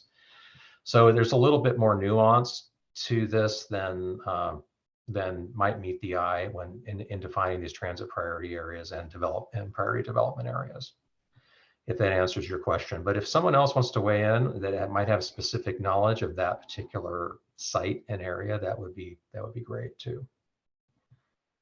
If I may, I think it's a great question. I would like to check in with our transportation division and we can get you that answer, just to be 100% sure about the rationale behind that. I'm not sure how important that is to the analysis, but given that is an area that we're looking at putting significant amount of housing, and I would call that quite a low VMT area. I certainly live in that area, but further away, and I would still consider myself low VMT to get to. I can walk to the train station in about 12 minutes, and this is quite a bit closer. So it's surprising to me. I think that's all I have. Thanks. Thank you, Vice Chair Harris. So before we close item F2, other commissioners with comments they want to make this evening, or no comments, or of course you can make comments, written comments as well. Commissioner Barnes. My comment is brief and to say thank you to staff and the consultants for preparing this. Thank you.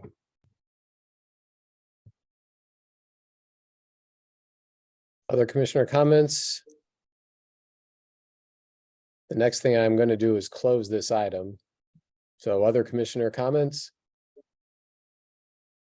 All right, with that, actually, before I close, let me turn to staff. Mr. Smith, did you get what you needed this evening out of item F2, the public comment and the feedback from commissioners?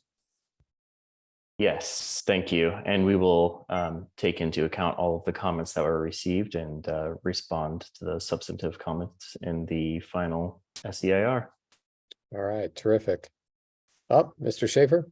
If I may just to the viewing public reiterate that closing this meeting does not end the comment period on the EIR. You can submit written comments through, is it December 19 or I believe. So you're encouraged to do that if you have any comments on the document. All right, with that, to staff, echoing Commissioner Barnes's comment, Mr. Evans, thank you for the effort and for the presentation and being here so late this evening. And with that, I will close item F2, which has us moving on to item G. As I promised Mr. Smith at 1:45, I would come back to him and say, how should we proceed before we go into item G1? So I do have a presentation in light of the time. I think it's really, would you prefer that I start into the presentation, or would you like to discuss the potential to continue this discussion another time? My belief, my guess is that we're going to go past 11 o'clock, and therefore it'd be great to understand from staff if we have the opportunity to continue this discussion another time, what that would be. And we might as well do that now. Is that okay, Mr. Barnes, or do you have a comment? But the floor is yours. You had a question, Mr. Barnes. Thank you. Yes, and a comment. I will offer that this part of it is certainly meaty, and this involves potential changes to development standards, overlay districts, and will for sure, I think, stretch a while. And the logistics of rescheduling aside, this is an important piece coming up, and I think it would need to go well past 11. And I don't know that I can be prepared to go much past, 11. All right. What I would like to do is hear from staff about our options to have this item at a future date, if we could. And is that you, Mr. Smith, or is that Ms. Sandmeyer? So I might ask if Assistant Community Development Director Deanna Chow, who I believe is in the council chambers, great. She may want to help with this item. All right. Ms. Chow, the floor is yours. Thank you. Thank you. Good evening, Chair DeCarty, members of the commission. Deanna Chow. I'm here in the council chambers. Unfortunately, can't see me. I'm off to the side, but I'm glad to be here this evening, and thank you for your comments on the EIR. So yes, we do have a second component to tonight's discussion on the study session regarding the zoning. This is, I think, as folks have mentioned, an important piece to our housing element, and we would appreciate the commission's feedback. We also, as we discussed earlier, are on a timeline in which we would like to bring this back forward to the commission's discussion in early January, and then through the city council for their consideration and adoption in late January 2023. So continuing this item to a date certain, if we have the opportunity to determine that this evening, or we could pull the commission for a future meeting, but we would like to have this conversation within the next couple of weeks so that staff can continue to proceed and develop the zoning modifications amendments for full consideration in early January. So is it not an option to just take this up at our next regularly scheduled planning commission meeting, or that's either too late or we already have a full meeting and so we couldn't do this then? We do have items scheduled for December 6th, or anticipated to be scheduled for December 6th. I believe it would then create a potential ripple effect on those items if we believe that this item could take some time and then lead into potentially deferring some of those items as happened today. All right. I am disinclined to try to do the calendaring right now, mostly because we are missing a commissioner. The last time we did this in real time, we found a date, but all of the commissioners who were then serving on the planning commission were present, and they all agreed they could attend at the upcoming meeting. So my inclination would be that we should actually have a poll, an email poll, so that staff can then determine how to proceed with what looks like is going to have to be a continuance of item G1 to a special meeting of the Planning Commission sometime between tomorrow night and December 5th, if I have that right. If I summarize that the right way. Thank you. Yes, that would be the goal. All right. So that's my recommendation about what we do. For the planning commissioners, is that an okay approach? Vice Chair Harris. Yes, thank you. And thank you to staff, Ms. Chow. I guess I would like to maybe push a little on can we do it on December 5th at our regular scheduled meeting? We've already had an extra meeting for Willow Village, and I know that this is so important, and I know that every commissioner is going to want to have their time to provide comments. So it would be my recommendation that we continue this to December 5th. I realize that pushes the city council. I think they're discussing it on the 6th, but it would be the next day. So that would be my recommendation. Commissioner Tate. I agree with Vice Chair Harris. Commissioner Barnes. I am not able to attend on the 5th. All right. Well, I think the staff has the sentiment in multiple directions here, and we'll have to leave it to them to try to guide through a poll of all commissioners about the best possible way to proceed. The thing that I actually feel the worst about is that I don't know if there are attendees in city council, but there are at least 8 attendees still in the meeting here who may have been waiting to provide public comment this evening and may not be able to be here at date certain in the future. What I would like to do, and Mr. Smith, if this is okay, is absent your presentation, allow anybody who believes that they may not be able to offer public comment at a future date, offer public comment this evening before we adjourn. Is that okay to go out of order, or does that feel that that's just not appropriate from your perspective? I may check in with other staff again on that procedure, if that would be all right. Of course, of course. Yes, thank you, Chair DeCardi. This is Deanna Chow again. Yes, so that would be fine. We understand that people have been waiting, and so we are happy to take comments on this item this evening.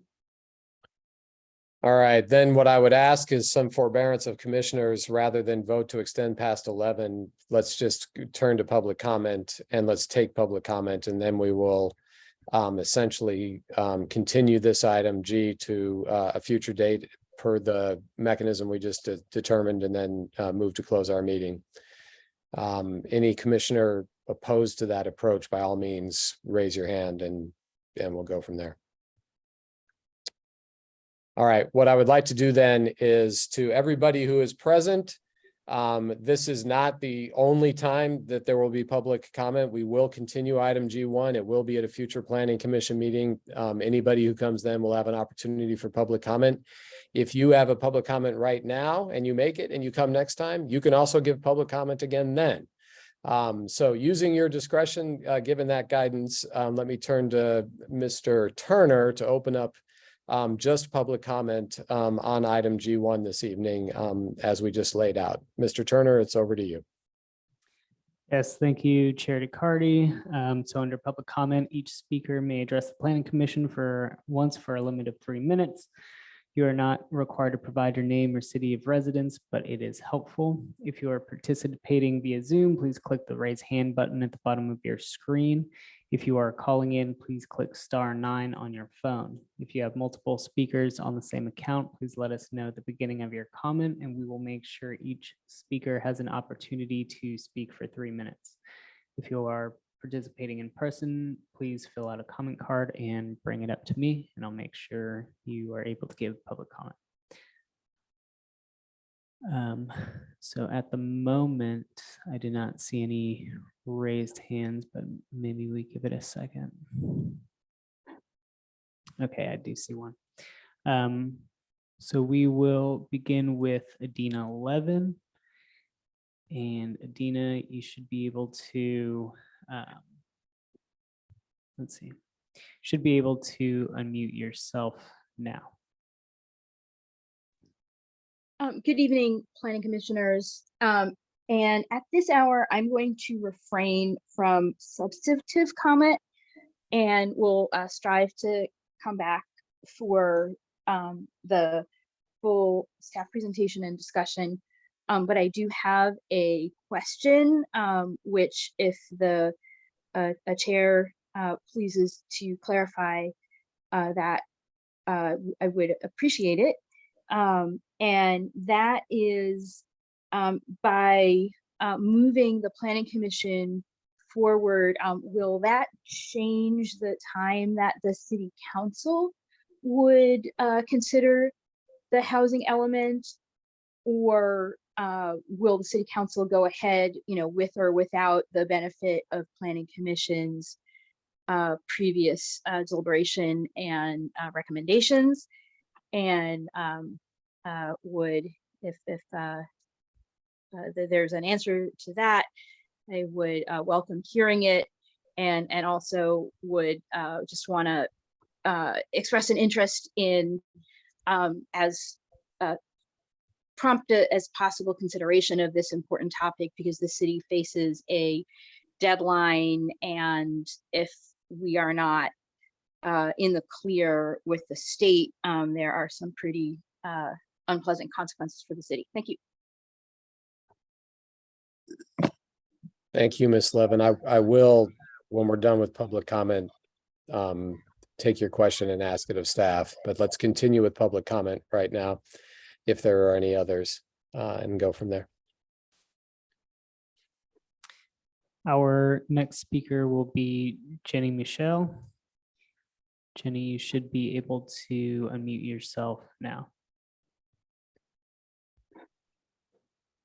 Good evening, Chair, Commissioners, public, neighbors. It's Jenny Michelle again. And I too, as Adina, would like to refrain from my substantive comments until later, but I actually really wanted to honor Councilmember Combs this evening for his declaring, frustration with the HCD.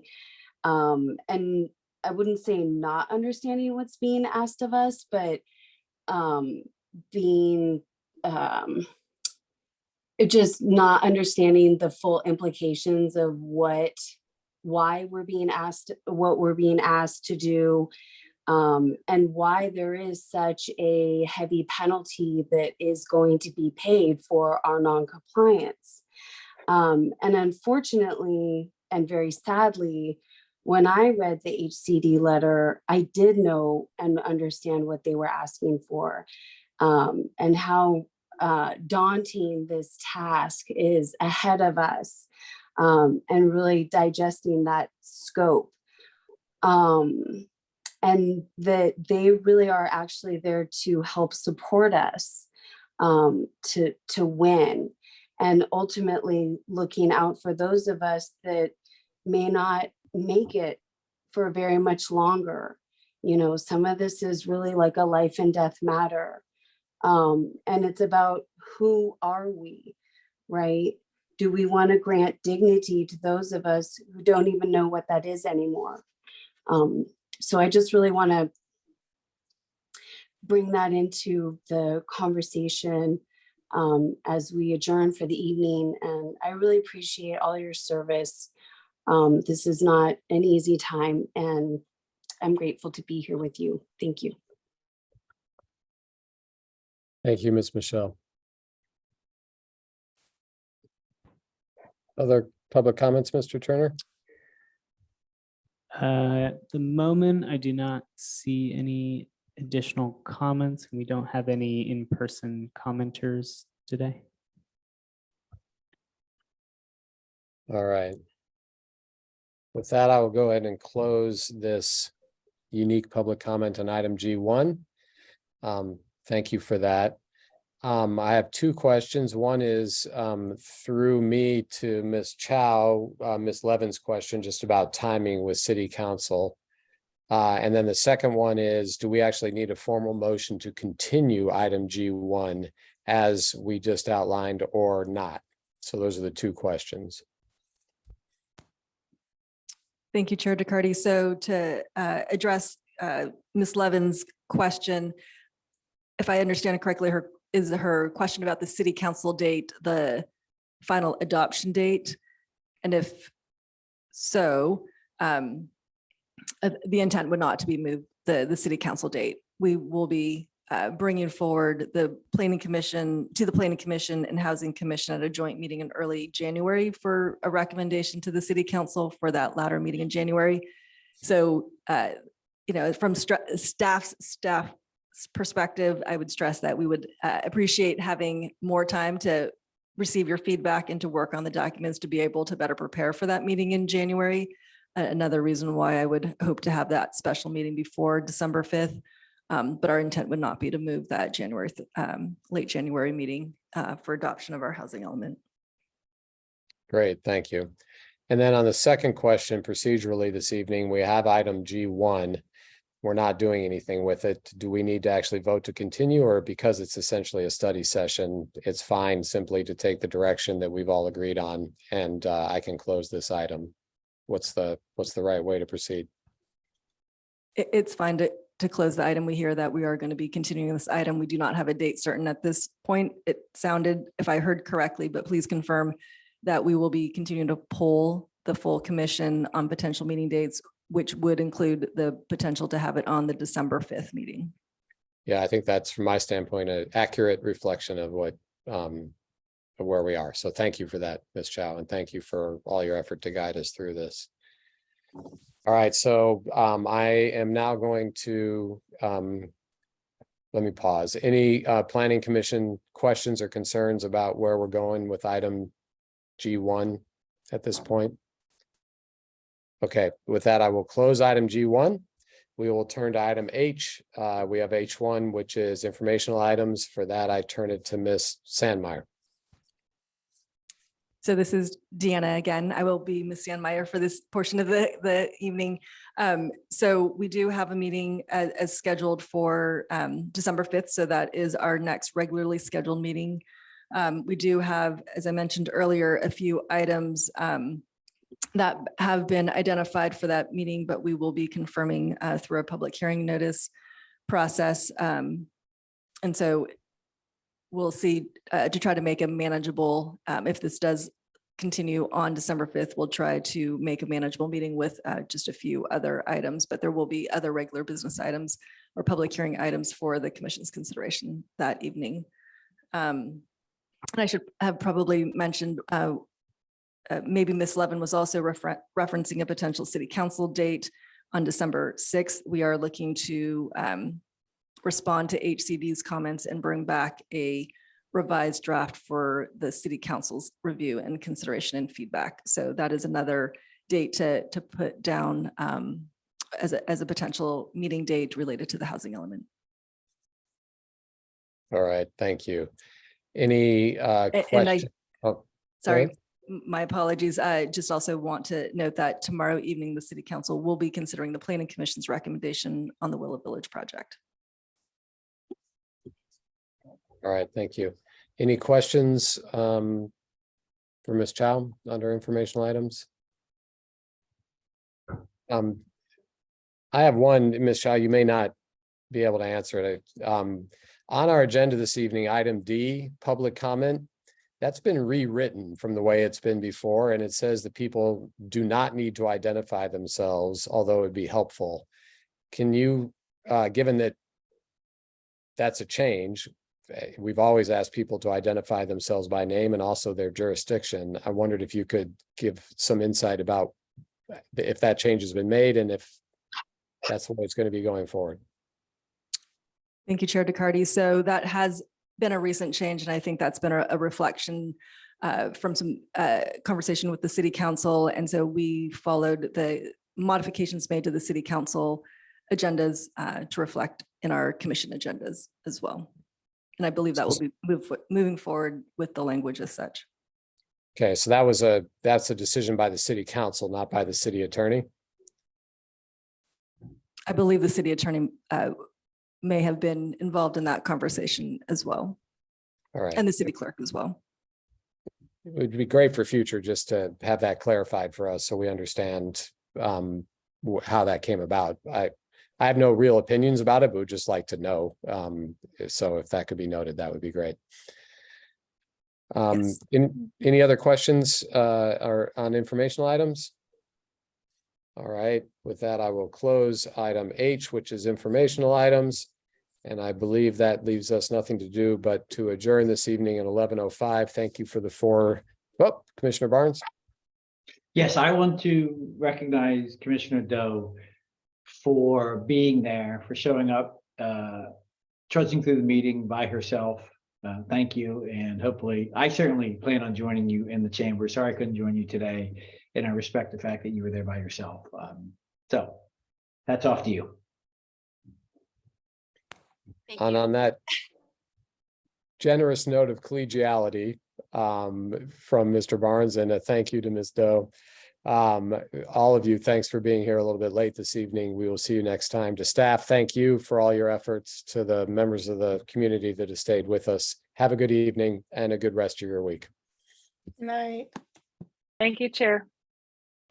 And everyone, staff.